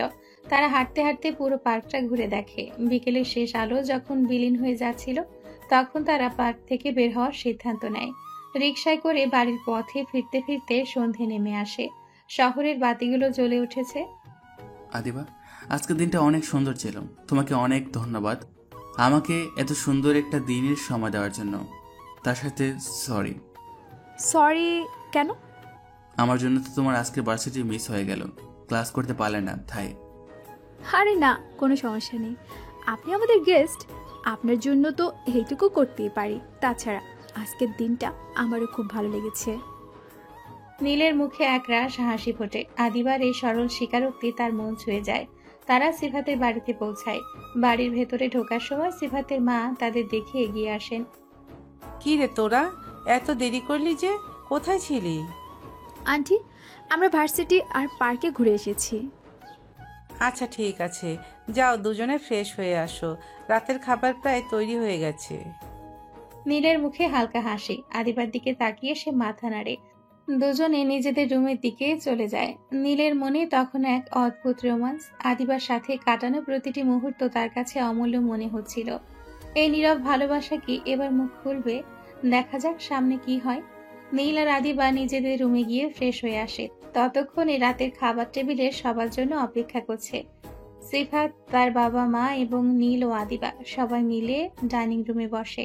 আজকের দিনে আদিবার সাথে কাটানোর সময় নীলের মনকে এক অন্যরকম প্রশান্তি দিচ্ছিল। আদিবার চোখেও দেখা যাচ্ছিল এক নতুন ঝলক, যা নীলের নজর এড়ায়নি। কিরে নীল, কেমন লাগলো আমাদের ভার্সিটি আর পার্কটা? অসাধারণ আঙ্কেল। ভার্সিটিটা যেমন সুন্দর তেমন নিরিবিলি, আর কাব্যকুঞ্জ সে তো আরো বেশি শান্তিময়। আদিবা খুব সুন্দরভাবে ঘুরিয়ে দেখিয়েছে। খিরে আদিবা, তোর অতিথি পরায়ণতা দেখে তো নীল মুগ্ধ। আরে ভাইয়া, কি সব বলছো? যাক বাবা, তুমি খুশি হয়েছ, এটাই আমাদের জন্য বড় কথা।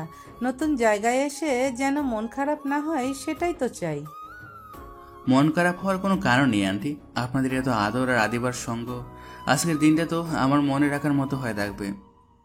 নীলের কথায় আদিবা লজ্জায় মাথা নিচু করে। সিফাত আর তার বাবা মাও হাসতে থাকে।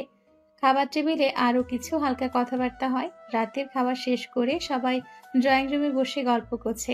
কিছুক্ষণের মধ্যেই ক্লান্তি অনুভব করায় সবাই নিজের রুমে চলে যায়। আদিবা নিজের রুমে এসে খাটে শুয়ে পড়ে। সারাদিনের ঘটনাগুলো তার চোখের সামনে ভেসে উঠছিল।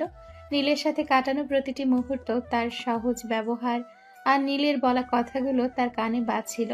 আদিবার মনে এক অদ্ভুত অনুভূতি খেলা করছিল। আমার ওনার কথা এত মনে পড়ছে কেন? এর আগে তো এমন কারো কথা এত ভাবিনি।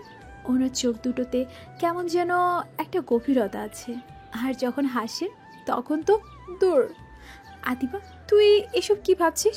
ও তো ভাইয়ার বন্ধু, একজন গেস্ট, কিন্তু ওনার সাথে কথা বলতে কেন আমার জানি খুব ভালো লাগে। মনে হচ্ছে যেন অনেক দিনের চেনা। উনি কি আমাকে কিছু বোঝাতে চাইছিলেন যখন তিনি বললেন এমন মানুষ খুঁজেছি যে টাকার পিছনে ছুটবে না, বরং মানুষকে ভালোবাসবে? কে জানে। কিন্তু ওনার সাথে আবার কবে দেখা হবে? এই দিনটা যদি আরো লম্বা হতো। অন্যদিকে নীল তার রুমে ফিরে আসে। সে বিছানায় বসে পকেট থেকে মোবাইলটা বের করে। তার মন খুশিতে ভরে আছে। আজ সে তার বাবা মাকে একটা দারুণ খবর দিতে পারবে। নীল সাথে সাথে তার বাবা মাকে কল দেয়।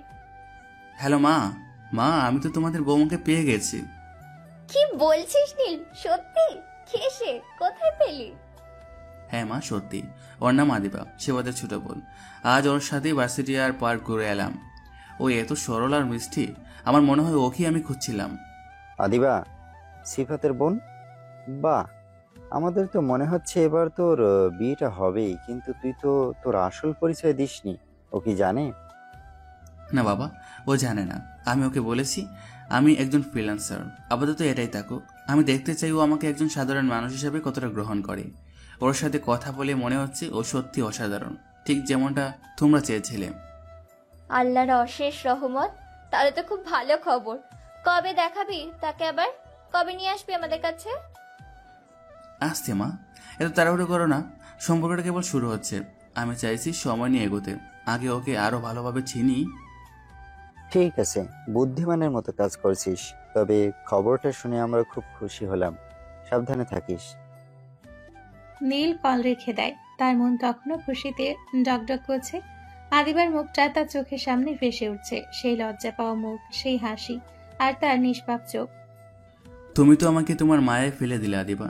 তোমার এই সরলতা, এই নিষ্পাপ চাহনি আমার সব ক্লান্তি ভুলিয়ে দেয়। মনে হচ্ছে যেন এক নতুন জীবনের পথে পা রেখেছি।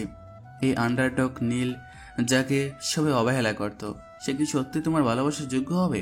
আমি জানি না তোমার মনে আমার জন্য কি আছে, কিন্তু আমার মনে তুমি ইতিমধ্যে একটা বিশেষ জায়গা করে নিয়েছো। মনে হচ্ছে আমার এই ছদ্মবেশ হয়তো এবার সঠিক পথেই আমাকে নিয়ে এসেছে। নীল ও আদিবার মনে কি একই রকম অনুভূতি জন্ম নিচ্ছে? তাদের এই নতুন সম্পর্ক কি মসৃণভাবে এগিয়ে যাবে, নাকি তাদের সামনে কোনো অপ্রত্যাশিত চ্যালেঞ্জ অপেক্ষা করছে? চলুন দর্শকেরা দেখি সামনে কি হয়। আদিবার সাথে কাটানো সেই প্রথম দিনের পর থেকে নীলের জীবনে এক নতুন ছন্দ আসে। সিফাতের বাড়িতে অতিথি হিসেবে নীল এখন তাদের পরিবারেরই একজন হয়ে উঠেছে। আদিবার সাথে তার প্রতিদিন দেখা হয়, কথা হয়। তাদের সম্পর্কটা যেন খুব দ্রুতই বন্ধুত্বের সীমা পেরিয়ে এক নতুন পথে হাঁটতে শুরু করে। সকালবেলা নীল ঘুম থেকে উঠেই দেখত আদিবা হয়তো ড্রয়িং রুমে বসে বই পড়ছে, অথবা বাগানে গাছের পরিচর্যা করছে। নীল নিচে নামতেই আদিবা হাসি মুখে তাকে স্বাগত জানাতো। সিফাত তার দোকানে চলে যাওয়ার পর আর সিফাতের বাবা মা তাদের দৈনন্দিন কাজে ব্যস্ত হয়ে পড়লে নীল আর আদিবা নিজেদের মতো করে সময় পেত। তারা দুজনে মিলে প্রতিদিন বিকেলে হাঁটতে বের হতো। কখনো তারা ভার্সিটির ক্যাম্পাসের ভেতরে ঘুরত, কখনো আবার কাব্যকুঞ্জের শান্তপুকুর ঘাটে বসে গল্প করত। হবিগঞ্জে ছোট ছোট বাজার, পুরনো গলি কিংবা নতুন কোনো চায়ের দোকানে বসে তারা সময় কাটাতো। জানো আদিবা, তোমার সাথে কথা বলতে আমার খুব ভালো লাগে। মনে হয় যেন অনেক দিনের ছেনা। আমারও তাই মনে হয় ভাইয়া, আপনার সাথে সময় কাটাতে আমারও ভালো লাগে। আদিবার এই ভাইয়া ডাকটা নীলের কানে মাঝে মাঝে খটকা লাগলেও সে বুঝতে পারত আদিবার সরলতা। তাদের কথোপকথন আরো গভীর হতে থাকে। তারা একে অপরের স্বপ্ন, ভবিষ্যৎ পরিকল্পনা, ভালো লাগা মন্দ লাগা নিয়ে কথা বলতো। নীল তার ফ্রিল্যান্সিং এর কাজের গল্প শোনাতো, আর আদিবা তার সাহিত্য নিয়ে পড়াশোনার অভিজ্ঞতা বলতো। তারা একে অপরের পছন্দের গান শুনতো, বই নিয়ে আলোচনা করত। একদিন বিকেলে তারা কাব্যকুঞ্জে বসেছিল। সূর্য তখন ডুবছে, আকাশের রং কমলা আর লালে মিশে এক অপূর্ব দৃশ্য তৈরি করেছে। আদিবা, তুমি কখনো ঢাকা যাওনি? না ভাইয়া, এখনো যাওয়া হয়নি, তবে খুব ইচ্ছে করে বড় শহর দেখার। যদি কখনো যাও আমাকে জানিও, আমি তোমাকে পুরো ঢাকা ঘুরিয়ে দেখাবো। সত্যি খুব ভালো লাগবে। তাদের চোখে মুখে তখন এক অন্যরকম স্বপ্ন খেলা করছিল। তাদের এই ঘনিষ্ঠতা সিফাতের বাবা মা লক্ষ্য করছিলেন। তারা মনে মনে খুশি হচ্ছিলেন, কারণ নীলকে তাদের বেশ পছন্দ হয়েছিল। সিফাতও তার বোনের এই পরিবর্তন দেখে কিছুটা অবাক হলেও খুশিই ছিল। এভাবেই কেটে যায় আরো কয়েকটি সুন্দর দিন। নীল আর আদিবা যেন একে অপরের সঙ্গ ছাড়া থাকতে পারত না।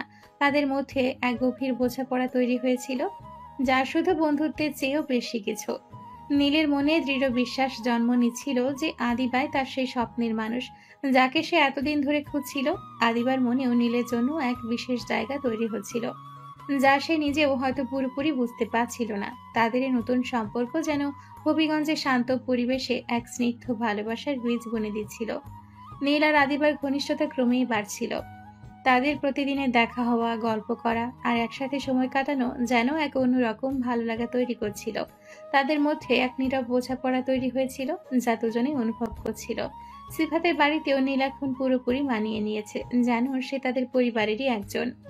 একদিন সকালে নীল আদিবাকে প্রস্তাব দেয় হবিগঞ্জের একটি বিখ্যাত জায়গায় ঘুরতে যাওয়ার জন্য। আদিবা, আজ চলো আমরা হবিগঞ্জের কালেঙ্গা বন্যপ্রাণী অভয়ারণ্য থেকে ঘুরে আসি। শুনেছি ওখানকার প্রাকৃতিক সৌন্দর্য অসাধারণ। কালেঙ্গা? হ্যাঁ ভাইয়া, ওটা তো অনেক সুন্দর জায়গা। আমি অনেক দিন ধরেই যেতে চেয়েছিলাম। সিফাত তার দোকানে চলে যাওয়ার পর আর সিফাতের বাবা মা তাদের দৈনন্দিন কাজে ব্যস্ত হয়ে পড়লে নীল আর আদিবা কালেঙ্গার উদ্দেশ্যে রওনা দেয়। তারা একটি সিএনজি ভাড়া করে, প্রায় ঘন্টাখানিকের পথ। রাস্তার দুপাশে সবুজের সমারোহ, গ্রাম্য দৃশ্য আর ছোট ছোট টিলা সবকিছুই নীলের মনকে মুগ্ধ করে তোলে। আদিবাও পাশে বসে প্রকৃতির সৌন্দর্য উপভোগ করছিল। কালেঙ্গা বন্যপ্রাণী অভয়ারণ্যে পৌঁছে নীল আর আদিবা মুগ্ধ হয়ে যায়। বিশাল বনভূমি, উঁচু উঁচু গাছ আর পাখির কলরব এক অন্যরকম অনুভূতি দেয়। তারা বনের ভেতরে পায়ে হেঁটে ঘুরতে শুরু করে। আদিবা নীলকে বিভিন্ন গাছপালা আর পাখির নাম বলছিল, যা সে ছোটবেলা থেকে জেনে এসছে। আদিবা, এই জায়গাটা তো ছবির মতো সুন্দর, মনে হচ্ছে যেন কোনো অন্য জগতে চলে আসছি।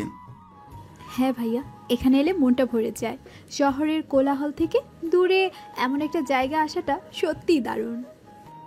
তারা বনের ভেতরে আরো গভীরে প্রবেশ করে। কিছুক্ষণ ঘোরাঘুরির পর তারা একটি নির্জন জায়গায় এসে পৌঁছায়, যেখানে একটি ছোট ঝর্ণা বয়ে যাচ্ছিল। ঝর্ণার পাশে কিছু বড় পাথর ছিল। তারা সেখানেই বসে পড়ে। ঝর্ণা জলের শব্দ আর পাখির গান ছাড়া সেখানে আর কোনো আওয়াজ ছিল না। পরিবেশটা ছিল খুবই শান্ত আর রোমান্টিক। আদিবা, তুমি কি জানো, আমার মনে হচ্ছে আমি যাকে খুঁজছিলাম তাকেও তো আমি পেয়ে গেছি। নীলের এই কথায় আদিবা চমকে ওঠে। তার চোখ নীলের চোখের দিকে স্থির হয়। আদিবার গাল দুটো লজ্জায় লাল হয়ে ওঠে। সে কিছু বলতে পারে না, শুধু নীলের দিকে তাকিয়ে থাকে। নীল আদিবার হাতের উপর নিজের হাত রাখে। আদিবার শরীর দিয়ে যেন এক মৃদু কম্পন বয়ে যায়। তাদের চোখাচোখি হয়, আর সেই মুহূর্তে যেন সময় থমকে যায়। তাদের মধ্যে এক নীরব রোমান্টিক পরিস্থিতি সৃষ্টি হয়। আদিবার হার্টবিট দ্রুত হতে থাকে। নীলেরও একই অবস্থা। ভাইয়া, আমার মনে হয় এবার আমাদের ফেরা উচিত, অনেক দেরি হয়ে যাচ্ছে। আদিবার কথায় নীলের ঘোর কাটে। সে বুঝতে পারে তারা হয়তো একটু বেশি এগিয়ে গেছে। আদিবার চোখে স্পষ্ট লজ্জা আর অস্বস্তি। নীলও কিছুটা লজ্জিত হয়। হ্যাঁ, ঠিকই বলেছে, চলো ফেরা যাক। তারা দুজনেই দ্রুত উঠে দাঁড়ায়। সেই রোমান্টিক মুহূর্তের পর তাদের মধ্যে এক নীরবতা নেমে আসে। তারা আর বেশিক্ষণ সেখানে থাকে না, দ্রুত অভয়ারণ্য থেকে বেরিয়ে আসে এবং একটি সিএনজি নিয়ে বাড়ির উদ্দেশ্যে রওনা হয়। বাড়িতে ফেরার পথে তাদের মধ্যে তেমন কোনো কথা হয় না। দুজনেই নিজেদের মধ্যে ঘটে যাওয়া অপ্রকাশিত মুহূর্তটা নিয়ে ভাবছিল। নীলের মনে ছিল আদিবার প্রতি এক গভীর অনুভূতি, আর আদিবার মনে ছিল এক নতুন শিহরণ। বাড়িতে ঢোকার সময় নীল আদিবার দিকে তাকিয়ে বলে, আদিবা, আজকের দিনটা অনেক সুন্দর ছিল। তোমাকে অনেক ধন্যবাদ আমাকে এত সুন্দর একটি দিনের সময় দেওয়ার জন্য। তার সাথে সরি। সরি কেন? আমার জন্য তো তুমি আজকে ভার্সিটি যেতে পারোনি। আর আর ওই যে আরে না, কোনো সমস্যা নেই। আপনি আমাদের গেস্ট, আপনার জন্য তো এইটুকু করতেই পারি। তাছাড়া আজকের দিনটা আমার খুব ভালো লেগেছে। নীলের মুখে একরাশ হাসি ফোটে। আদিবার এই সরল স্বীকারোক্তি তার মন ছুঁয়ে যায়। তারা সিফাতের বাড়িতে পৌঁছায়। বাড়ির ভেতর ঢোকার সময় সিফাতের মা তাদের দেখে এগিয়ে আসেন। কিরে তোরা এত দেরি করলি যে, কোথায় ছিলি? আন্টি, আমরা কালেঙ্গা অভয়ারণ্যে গিয়েছিলাম। আচ্ছা ঠিক আছে, যাও দুজনে ফ্রেশ হয়ে আসো, রাতে খাবার প্রায় তৈরি হয়ে গেছে। নীলের মুখে হালকা হাসি। আদিবার দিকে তাকিয়ে সে মাথা নাড়ে। দুজনে নিজেদের রুমের দিকে চলে যায়। নীলের মনে তখন এক অদ্ভুত রোম্যান্স। আদিবার সাথে কাটানো প্রতিটি মুহূর্ত তার কাছে অমূল্য মনে হচ্ছিল। সেই রোমান্টিক মুহূর্তটি তাদের সম্পর্কের মোড় ঘুরিয়ে দিয়েছে, কিন্তু তাদের ভবিষ্যৎ কি হবে তা এখনো অজানা। কালেঙ্গা বন্যপ্রাণী অভয়ারণ্যে কাটানো সেই রোমান্টিক মুহূর্তের পর নীল আর আদিবার সম্পর্কটা যেন আরো এক ধাপ এগিয়ে যায়। গত 2 সপ্তাহ ধরে তারা একে অপরের সাথে আরো বেশি সময় কাটায়। একে অপরকে আরো গভীরভাবে চিনতে শুরু করে। নীলের প্রতি আদিবার অনুভূতিগুলো ক্রমেই স্পষ্ট হয়ে উঠছিল, যা নীলে নজর এড়ায়নি।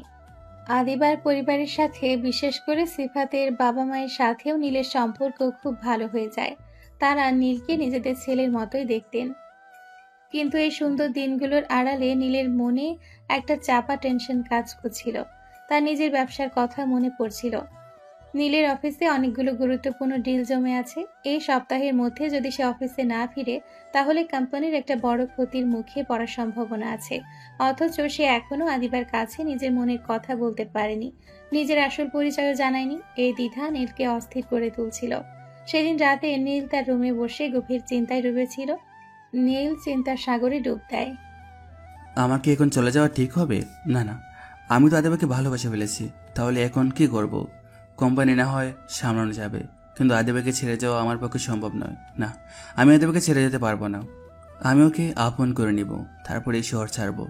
কিন্তু তো তাড়াহুড়ো করে কি সবকিছু হবে? আদিবা কি রাজি হবে? নীল আর দেরি না করে সঙ্গে সঙ্গে তার বাবাকে কল করে। হে বাবা, কেমন আছো?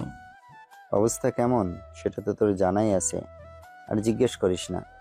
তোর জন্য অনেক ডিল আটকে আছে, কোম্পানিটা বসে যাচ্ছে বাবা। বাবা, আমি একটা সিদ্ধান্ত নিয়েছি। কি সিদ্ধান্ত? বাবা, আমি এখন না চাইলেও আমার ঢাকাতে ব্যাক করতে হবে, কিন্তু আমি তার আগে একটা কাজ করে ফিরতে চাই। কি কাজ? আমি ভাবছি আদিবাকে বিয়ে করে একেবারে বাড়িতে ফিরবো। নীলের বাবা অন্য প্রান্ত থেকে কিছুক্ষণ চুপ করে থাকে, যেন কথাটি হজম করার চেষ্টা করছেন। কথাটা মন্দ না, কিন্তু আদিবা কি রাজি হবে এত কম সময়ের মধ্যে? আমার যতটুকু মনে হয় ও আমাকে পছন্দ করে, তাই প্রথমে কোনো সমস্যা হলেও পরে ঠিক হয়ে যাবে। আমি ওকে সব বুঝিয়ে বলবো। তো এখন কি করতে চাস বল? তুমি আর মা কালকে সিলেটে চলে আসো, রিমিকেও নিয়ে এসো। এখানে এসে আদিবার বাবা মায়ের সাথে কথা বলে কালকেই সম্ভব হলে বিয়ে করে নেব। আমি আর অপেক্ষা করতে পারছি না। ঠিক আছে, তাহলে তোর মাকেও বলি, সে তো এই খবরের জন্য অধীর আগ্রহে বসে আছে। আমরা কালকেই আসছি।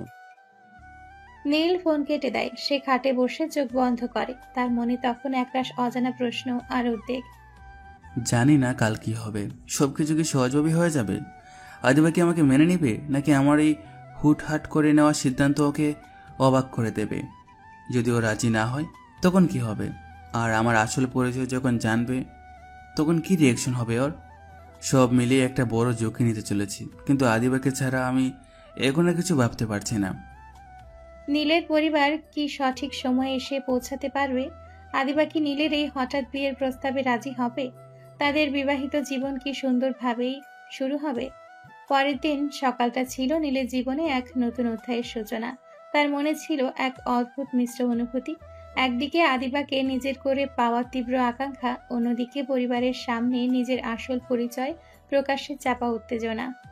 ঘুম থেকে উঠেই নীল সবাইকে বলে দিয়েছে যে আজ যেন কেউ বাড়ির বাইরে না যায়। তার বাবা মা এবং রিমি আসবে, তাদের সাথে কিছু গুরুত্বপূর্ণ আলোচনা আছে। নীল ফ্রেশ হয়ে নাস্তা সারে, কিন্তু তার মনটা ছিল অস্থির। বারবার ঘড়ির দিকে তাকাচ্ছিল সে, সময় যেন কাটছিলই না। সিফাত আর তার বাবা মা নীলের এই অস্থিরতা লক্ষ্য করলেও কিছু বলেন না। হয়তো ভাবছেন সে কোনো জরুরি কাজের জন্য অপেক্ষা করছে। অবশেষে সকাল 10টা নাগাদ নীল আর দেরি না করে বাসা থেকে বেরিয়ে আসে। তার বাবা মা যে কোনো মুহূর্তে পৌঁছে যাবে। সে দ্রুত বাস স্টেশনের দিকে হাঁটে, কারণ তাদের গাড়িটা আসার কথা ছিল সেখানেই। নীল যখন বাস স্ট্যান্ডের কাছাকাছি পৌঁছায়, তখনই সে তাদের পরিচিত ফ্যামিলির কারটি দেখতে পায়। গাড়িটা তার দিকে এগিয়ে আসছিল। নীলের বুকের ভেতরটা ধুকধুক করে ওঠে। তার জীবনের সবচেয়ে বড় সিদ্ধান্তগুলোর একটা আজ বাস্তবায়িত হতে চলেছে। গাড়িটা নীলের সামনে এসে থামতে নীল দ্রুত গিয়ে ফ্রন্ট সিটে বসে পড়ে। পেছনে রিমি আর তার মা হাসি মুখে বসে আছেন। ভাইয়া, আমার ভাবি যদি কিউট না হয় তাহলে কিন্তু তোমার খবর আছে। আমি কিন্তু সব শর্ত বলে রেখেছি। আহারে চুপ করো তো। আমার ছেলের পছন্দ দেখবি, সবচেয়ে সুন্দরী হবে আমার বৌমা। আমার মন বলছে নীল এবার সঠিক পছন্দটাই করেছে। নীলের মুখে একরাশ হাসি ফোটে। তার মা বোনের এই উচ্ছ্বাস তার মনে সাহস যোগায়। বাবা গাড়ি চালাচ্ছিলেন, তার মুখেও এক আত্মতৃপ্তির হাসি। তারা কিছুক্ষণ পর সিফাতদের বাড়ির সামনে এসে থামে। গাড়ি থেকে নামার সাথে সাথে নীলের চোখ পড়ে যায় সিফাতের বাড়ির দিকে। তার বুক কেঁপে ওঠে এক অজানা আশঙ্কায়। এইবার আদিবার সাথে দেখা হবে, আমার পরিবারের সাথে দেখা হবে, সব সত্য উন্মোচিত হবে। আদিবা কি মেনে নিবে আমাকে, এই ছদ্মবেশী নীলকে? নীলের বাবা মা আর রিমি গাড়ি থেকে নামতে নীলের মা একবার বাড়ির দিকে তাকান। তারপর তারা সবাই মিলে সিফাতের বাড়ির গেটের দিকে এগিয়ে যায়। নীল গেটে কলিং বেল বাজায়। তাদের ভেতরে প্রবেশের মুহূর্তটি যেন হাজারো প্রশ্নের উত্তর দিতে প্রস্তুত। নীলের হৃৎপিণ্ড তখন দ্রুত গতিতে স্পন্দিত হচ্ছে। আদিবা কি এখন বাসায় আছে? তার প্রতিক্রিয়া কি হবে? কিছুক্ষণ পর সিফাতের মা দরজা খুলেন। নীলের পরিবারের সবাইকে দেখে তিনি কিছুটা অবাক হন। আরে নীল বাবা, তোমরা হঠাৎ করে? আন্টি, এরা আমার বাবা মা আর ছোট বোন রিমি, তোমাদের সাথে দেখা করতে এসেছেন। নীলের মা আর বাবা এগিয়ে এসে সিফাতের মাকে সালাম দেন। সিফাতের মা তাদের আন্তরিকভাবে ভেতরে আমন্ত্রণ জানান। ড্রয়িং রুমে প্রবেশ করতে সিফাত আর আদিবা সেখানে উপস্থিত হয়। তাদের মুখের ওপর এক রাশ বিস্ময়। আরে নীল, এরা কারা? তোর আত্মীয় নাকি? হ্যাঁ সিফাত, এরা আমার পরিবার, বাবা মা, আর এই হলো আমার ছোট বোন রিমি। সিফাত আর আদিবা চোখে মুখে তখনও বিস্ময়। তারা বুঝতে পারছিল না হঠাৎ করে নীলের পরিবার কেন এসছে। আদিবা নীলের দিকে তাকায়, তার চোখে এক অজানা প্রশ্ন। নীলের মনে হলো এটাই হয়তো সেই মুহূর্ত যখন সব সত্য উন্মোচিত হবে। তার ছদ্মবেশের আড়াল থেকে বেরিয়ে আসার সময় হয়েছে। সিফাতের মা নীলের পরিবারকে দেখে প্রথমে অবাক হলেও দ্রুত নিজেকে সামলে নেন। তিনি তাদের ড্রয়িং রুমে বসতে দেন। সিফাত আর আদিবা তখনও বিষয়ে হতবাক হয়ে দাঁড়িয়েছিল। তাদের মনে হাজারো প্রশ্ন। আসসালামু আলাইকুম, কেমন আছেন আপনারা? আমরা নীলের বাবা মা, আর এ হলো নীলের ছোট বোন রিমি। ওয়ালাইকুম আসসালাম। আলহামদুলিল্লাহ ভালো আছি। আসুন বসুন। নীল তো কিছুই বলেনি, হঠাৎ করে। নীলের মা নীলের দিকে এক ঝলক তাকিয়ে তারপর সিফাতের মায়ের দিকে ফিরে বলে, আসলে নীল একটু সারপ্রাইজ দিতে চেয়েছিল, আর আমরাও খুব জরুরি একটা কাজে এসেছি। বসুন, সব বলছি। সবাই ড্রয়িং রুমে বসে। নীল আর আদিবার মাঝখানে একটা চাপা উত্তেজনা বিরাজ করছিল। আদিবা বারবার নীলের দিকে তাকাচ্ছিল, যেন জানতে চাইছে এসবের মানে কি। আসলে আমরা একটা প্রস্তাব নিয়ে এসেছি। প্রস্তাব? কিসের প্রস্তাব? আমাদের নীল ও তো আপনাদের আদিবাকে খুব পছন্দ করে। আমরা আদিবাকে আমাদের ঘরের বউ করে নিতে চাই। নীলের বাবার কথায় যেন ড্রয়িং রুমের বাতাস থমকে যায়। সিফাত আর তার বাবা মা একে অপরের দিকে তাকান। আদিবা লজ্জায় আর বিস্ময়ে পাথরের মতো বসে থাকে। তার মুখ রক্তিম হয়ে ওঠে। নীলও আদিবার দিকে তাকিয়ে থাকে। তার মনে হাজারো আশঙ্কা। সিফাত আদিবার দিকে তাকিয়ে তারপর নীলের দিকে তাকিয়ে বলে, কি বলছিস নীল, এসব কি হচ্ছে? আর তুই তো বলেছিলি তুই শুধু ঘুরতে এসেছিস। আসলে সিফাত বাবা, নীল তোমাদের কাছে ওর আসল পরিচয়টা গোপন রেখেছিল। ও চেয়েছিল ওর আসল পরিচয় বা পারিবারিক পরিচয় দিয়ে যেন কেউ ওকে বিচার না করে। ও চেয়েছিল এমন কাউকে খুঁজে বের করতে যে ওকে শুধু ওর ভেতরের মানুষটাকে ভালোবাসবে। নীলের মা এরপর নীলের পারিবারিক পরিচয় তুলে ধরেন। তিনি বলেন, নীল ঢাকায় একজন প্রতিষ্ঠিত ব্যবসায়ী। তাদের একটি বিশাল গ্রুপ অফ কোম্পানিজ আছে। নীল এসব কিছু ছেড়ে শুধুমাত্র ভালোবাসার মানুষ খুঁজে বের করার জন্য এই ছদ্মবেশে হবিগঞ্জে এসেছিল। সিফাত নীলের বিজনেসম্যান হওয়ার ব্যাপারটা জানতো। সে নীলের পারিবারিক প্রতিপত্তি সম্পর্কেও কিছুটা অবগত ছিল, কিন্তু নীলের এমন একটা ছদ্মবেশে আসার কারণ শুনে সে অবাক হয়ে যায়। এত বড় পরিচয় লুকিয়েছিল, আমরা তো কিছুই বুঝতে পারিনি। আমরা জানি এটা হয়তো একটু বেশি হয়ে গেছে, কিন্তু নীলের উদ্দেশ্য সৎ ছিল। ও শুধু সত্যিকারের ভালোবাসা খুঁজেছে। আদিবার দিকে সবার দৃষ্টি তখন। সে ধীরে ধীরে মাথা তুলে নীলের দিকে তাকায়। তার চোখে বিস্ময়, অভিমান আর এক অজানা অনুভূতি। সে কোনো কথা বলতে পারে না, কেবল নীলের দিকে এক দৃষ্টিতে তাকিয়ে থাকে। আমি চেয়েছিলাম তুমি আমাকে এমন একজন হিসেবে চিনতে পারো যে শুধু তোমার বন্ধু, তোমার কাছের একজন। আমার পরিচয় বা অর্থ যেন আমাদের সম্পর্কের পথে কোনো বাধা না হয়। আমি চেয়েছিলাম তুমি আমাকে ভালোবাসো, আমার টাকাকে নয়। গত কয়েকটা দিন তুমি আমাকে একজন সাধারণ নীল হিসাবে চেনেছো, আর আমি অনুভব করেছি তুমি সেই মানুষ যাকে আমি খুঁজছি। আদিবা তখনও নীলের দিকে এক দৃষ্টিতে তাকিয়েছিল। তার চোখে বিস্ময়, অভিমান আর এক অজানা অনুভূতির মিশেল। নীলের ব্যাখ্যা শুনে সে কোনো উত্তর দিল না। তার নীরবতা যেন এক রাশ প্রশ্নের জন্ম দিচ্ছিল। সিফাতের বাবা মা যারা এতক্ষণ হতবাক হয়ে সব শুনছিলেন, এবার নিজেদের মধ্যে চোখাচোখি করলেন। নীলের পারিবারিক পরিচয় জানার পর তাদের মনে একটা মিশ্র প্রতিক্রিয়া হচ্ছিল। একদিকে এত বড় পরিবারের সাথে সম্পর্ক হওয়ার সম্ভাবনা, অন্যদিকে নীলের এই ছদ্মবেশ। সবকিছু মিলিয়ে তারা যেন ঠিক বুঝে উঠতে পারছিলেন না কি বলবেন। সিফাতের মা আদিবার দিকে তাকিয়ে তারপর নীলের বাবা মায়ের দিকে ফিরে বলে, আসলে নীল, ওর এমন একটা পরিচয় ছিল, আমরা তো স্বপ্নেও ভাবিনি। এটা আমাদের জন্য সত্যি একটা বিরাট সারপ্রাইজ। আমরা বুঝতে পারছি, কিন্তু আমাদের নীলের উদ্দেশ্য সৎ ছিল। আমরা আদিবাকে দেখে মুগ্ধ হয়েছি। আপনাদেরও যদি আদিবাকে আমাদের ঘরে দিতে কোনো আপত্তি না থাকে, তাহলে আমরা এই মুহূর্তে এই সম্পর্কটা পাকাপোক্ত করতে চাই। আসলে নীল তো আমাদের কাছে এতদিন মেসের একজন সাধারণ ছেলে হিসেবেই ছিল, আর আদিবাও। আমরা জানি হুট করে সব কিছু হচ্ছে, কিন্তু ভালোবাসা তো আর সময় মেনে চলে না। আমরা আজকেই বিয়েটা সেরে ফেলতে চাই। পরে বড় করে অনুষ্ঠান করা হবে যখন নীল আর আদিবার ইচ্ছা হবে। নীলের মা যেন পরিস্থিতিটা নিজের হাতে তুলে নিলেন। তিনি আদিবার বাবা মাকে কোনো বিস্তারিত আলোচনার সুযোগ না দিয়েই প্রস্তাবটা সরাসরি উপস্থাপন করলেন। সিফাত তার বাবা মায়ের মুখের দিকে তাকায়। তাদের চোখে দ্বিধা স্পষ্ট, কিন্তু এত বড় একটি প্রস্তাব ফিরিয়ে দেওয়ার মতো সাহস তাদের হচ্ছিল না, বিশেষ করে নীলের পরিবার যখন এত আন্তরিকতা দেখাচ্ছে। যদি আপনারা চান, আর আদিবারও যদি এতে সম্মতি থাকে। সবাই তখন আদিবার দিকে তাকায়। আদিবা তখনও মাথা নিচু করে বসেছিল, তার মুখ লাল হয়ে আছে। তার মনে তখন অভিমান আর ক্ষোভে ঝড় বইছে। নীলের এই ছদ্মবেশ আর এত বড় একটা সত্যি তার কাছ থেকে লুকিয়ে রাখা, এটা সে মানতে পারছিল না। তার কাছে মনে হচ্ছিল নীল তাকে বিশ্বাস করেনি, অথবা তার অনুভূতিকে সম্মান করেনি। আদিবা, তুমি কিছু বলবে না? আদিবা মুখ তুলে নীলের দিকে তাকায়। তার চোখে জল টলমল করছে। সে কোনো কথা না বলে দ্রুত চেয়ার ছেড়ে উঠে নিজের রুমের দিকে চলে যায়। তার এই নীরব প্রস্থান যেন তার ভেতরের রাগ আর অভিমানকে প্রকাশ করছিল। আদিবা, কি হলো ওর? আদিবা চলে যাওয়ার পর পরিবারের সবাই মিলে বিয়ের ব্যাপারে আলোচনা শুরু করে। আদিবার বাবা মা হয়তো কিছুটা দ্বিধাগ্রস্ত ছিলেন, কিন্তু নীলের পরিবারের চাপ এবং নিজেদের সামাজিক অবস্থান বিবেচনায় তারা শেষ পর্যন্ত রাজি হয়ে যান যে আজকে রেজিস্ট্রি করে বিয়েটা সম্পন্ন করা হবে এবং পরে বড় করে অনুষ্ঠান করা হবে।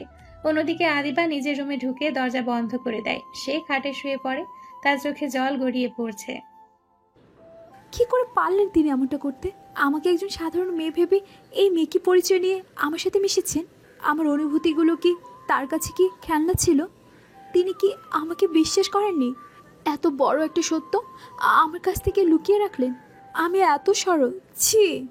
আর এখন কি হুট করে বিয়ে? আমি কি এখন তাদের সব কথা মেনে নেব? এই বিয়েতে কি আমার কোনো মতামতের মূল্য নেই? আমার মনে যা আছে তাকে কখনো বুঝাতে পারবো? আদিবা নিজের রুমে ঢুকে দরজা বন্ধ করে দিয়েছিল। তার মনে তখন অভিমান আর ক্ষোভের ঝড় বইছে। নীলের এই ছদ্মবেশ আর হঠাৎ করে বিয়ের প্রস্তাব, সবকিছু মিলিয়ে সে মানসিকভাবে বিধ্বস্ত। কিছুক্ষণ পর দরজায় টোকা পড়ে। আদিবা সাড়া দেয় না, আবারও টোকা পড়ে। আদিবা, মা দরজা খোল। আদিবা অনিচ্ছা সত্ত্বেও দরজা খুলে। তার মা ঘরে ঢুকেন, মুখে উদ্বেগের ছাপ। কি হয়েছে মা, হঠাৎ করে এভাবে চলে এলি যে? কিছু না মা। কিছু না মানে? তুই কি রেগে আছিস? হ্যাঁ, আমি রেগে আছি। নীল ভাইয়া কেন আমাকে সত্যিটা বলেনি? কেন আমার সাথে এমন লুকোচুরি করলো? আর হুট করে বিয়ের কথা, আমার মতামত কি সেটা তো কেউ জানতেও চাইল না। জানি মা, তুই কষ্ট পেয়েছিস, কিন্তু নীল তোকে ঠকাতে চায়নি। ও শুধু চেয়েছিল সত্যিকারের ভালোবাসা পেতে। ওকে ভুল বুঝিস না। আর শোন, রেডি হয়ে নে মা, সন্ধ্যার দিকে কাজে আসবে। কাজে আসবে মানে কি? আমি এ বিয়ে করব না। আদিবা, এসব কি বলছিস? তোর বাবা এ সম্পর্কে অনেক খুশি হয়েছেন। নীলের পরিবার অনেক বড় ভালো মানুষ। এখন তুই যদি রাজি না হোস, তাহলে তোর বাবা অনেক কষ্ট পাবে। সমাজে আমাদের মান সম্মান থাকবে না। তাছাড়াও নীল ছেলেটা তো অনেক ভালো। আমরা তো দেখছি কদিন ধরে ও তোকে কতটা ভালোবাসে, ও তোর কতটা খেয়াল রাখে। ও এমন কিছু করবে না যাতে তোর জন্য খারাপ হবে। নীলের বাবা মায়ের সাথেও কথা বলে বুঝলাম ওনারাও অনেক ভালো। আদিবা আর কিছু বলতে পারে না। মায়ের কথায় সে চুপ হয়ে যায়। বাবার কষ্ট আর সমাজের মান সম্মানের কথা শুনে তার ভেতরের রাগটা যেন কিছুটা দমে আসে। সে বুঝতে পারে তার হাতে খুব বেশি কিছু করার নেই। সিফাতের মা আদিবার মাথায় হাত বুলিয়ে দেন, তারপর রুম থেকে চলে যান। আদিবা খাটের উপর ধপাস করে বসে পড়ে। তার চোখে তখনও জল টলমল করছে।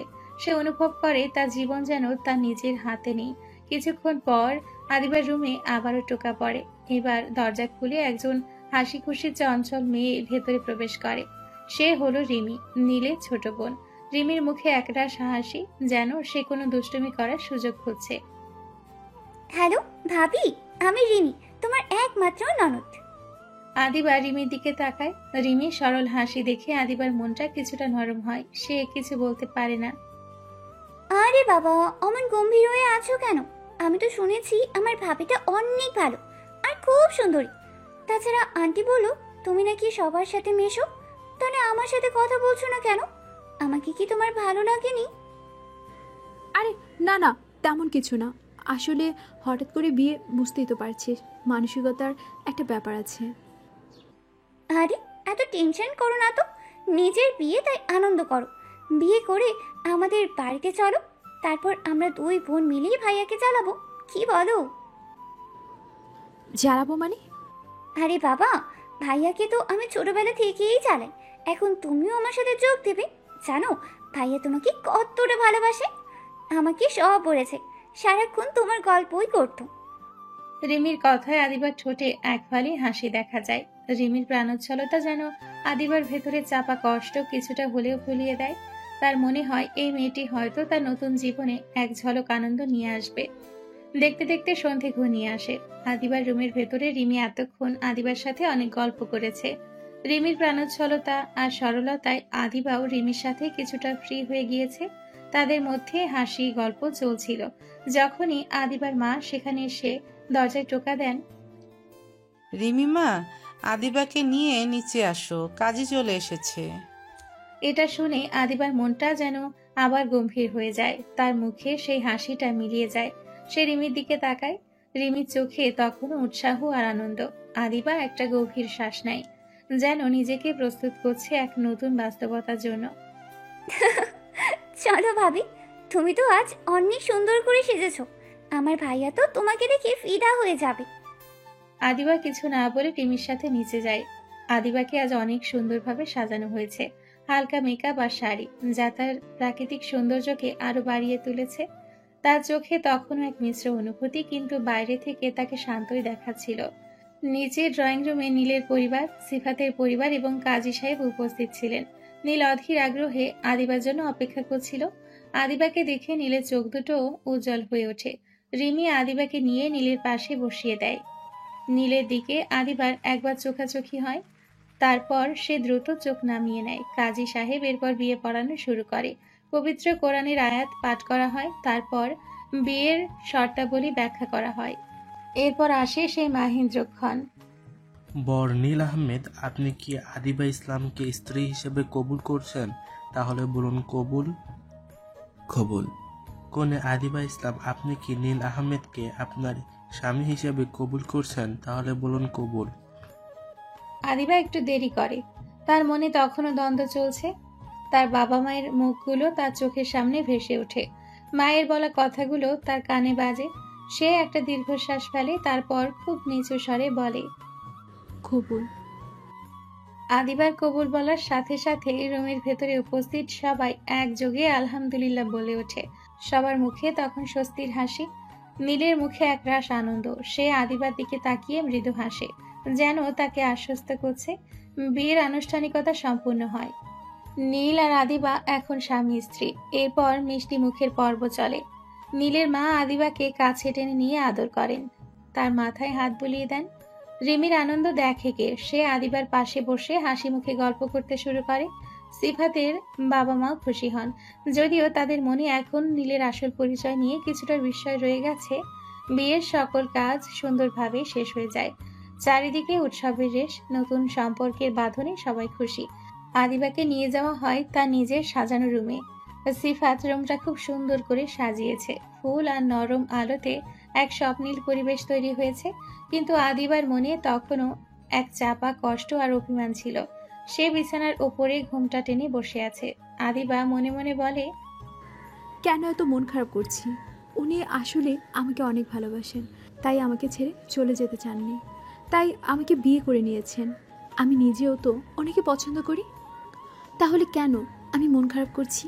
এই লুকোচুরি ব্যাপারটা ছাড়া আর কোনো কিছুতে তো সমস্যা নেই, কিন্তু কেন তিনি আমাকে বিশ্বাস করলেন না? কেন সবটা লুকিয়ে রাখলেন?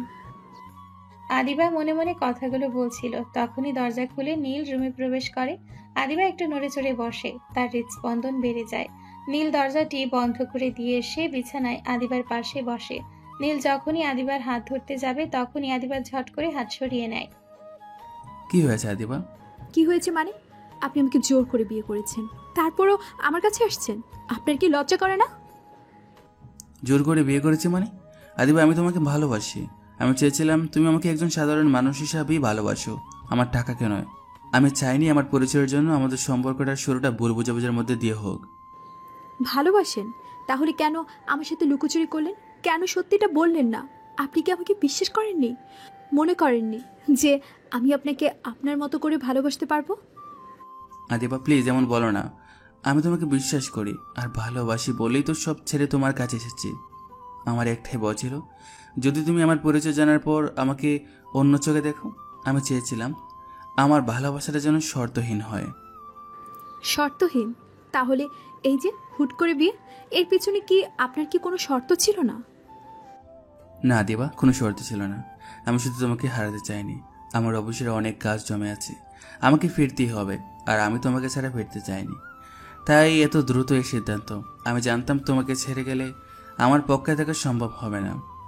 ঠিক আছে, আপনার এতই যখন কাজ, তাহলে আপনি আপনার কাজ নিয়ে থাকুন। আমার কাছে আসার দরকার নেই। দয়া করে আমাকে আর ডিস্টার্ব করবেন না, আমি ঘুমাবো। আদিবা শুয়ে পড়লে নীল যখনই তার পাশে শুতে যাবে তখনই আদিবা বলে, এই, আপনি বিছানায় আসছেন কেন? বিছানায় না আসলে আমি শুভ কোথায়? আপনি সোফায় ঘুমাবেন। ঠিক আছে আদিবা, তাহলে তুমি বিছানায় শুয়ে পড়ো, আমি সোফায় শুয়ে যাচ্ছি। নীল তখন বিছানা থেকে উঠে সোফার দিকে যাবে, তখনই আদিবা নীলের হাত ধরে টান দেয় এবং সঙ্গে সঙ্গে তার গালে একটি থাপ্পড় বসিয়ে দেয়। থাপ্পড়টা একটু জোরে ছিল। নীল তো গালে হাত দিয়ে দাঁড়িয়ে যায়, হতবাক হয়ে আদিবার দিকে তাকায়। সে বুঝতে পারছে না আদিবা তাকে কেন থাপ্পড় দিল।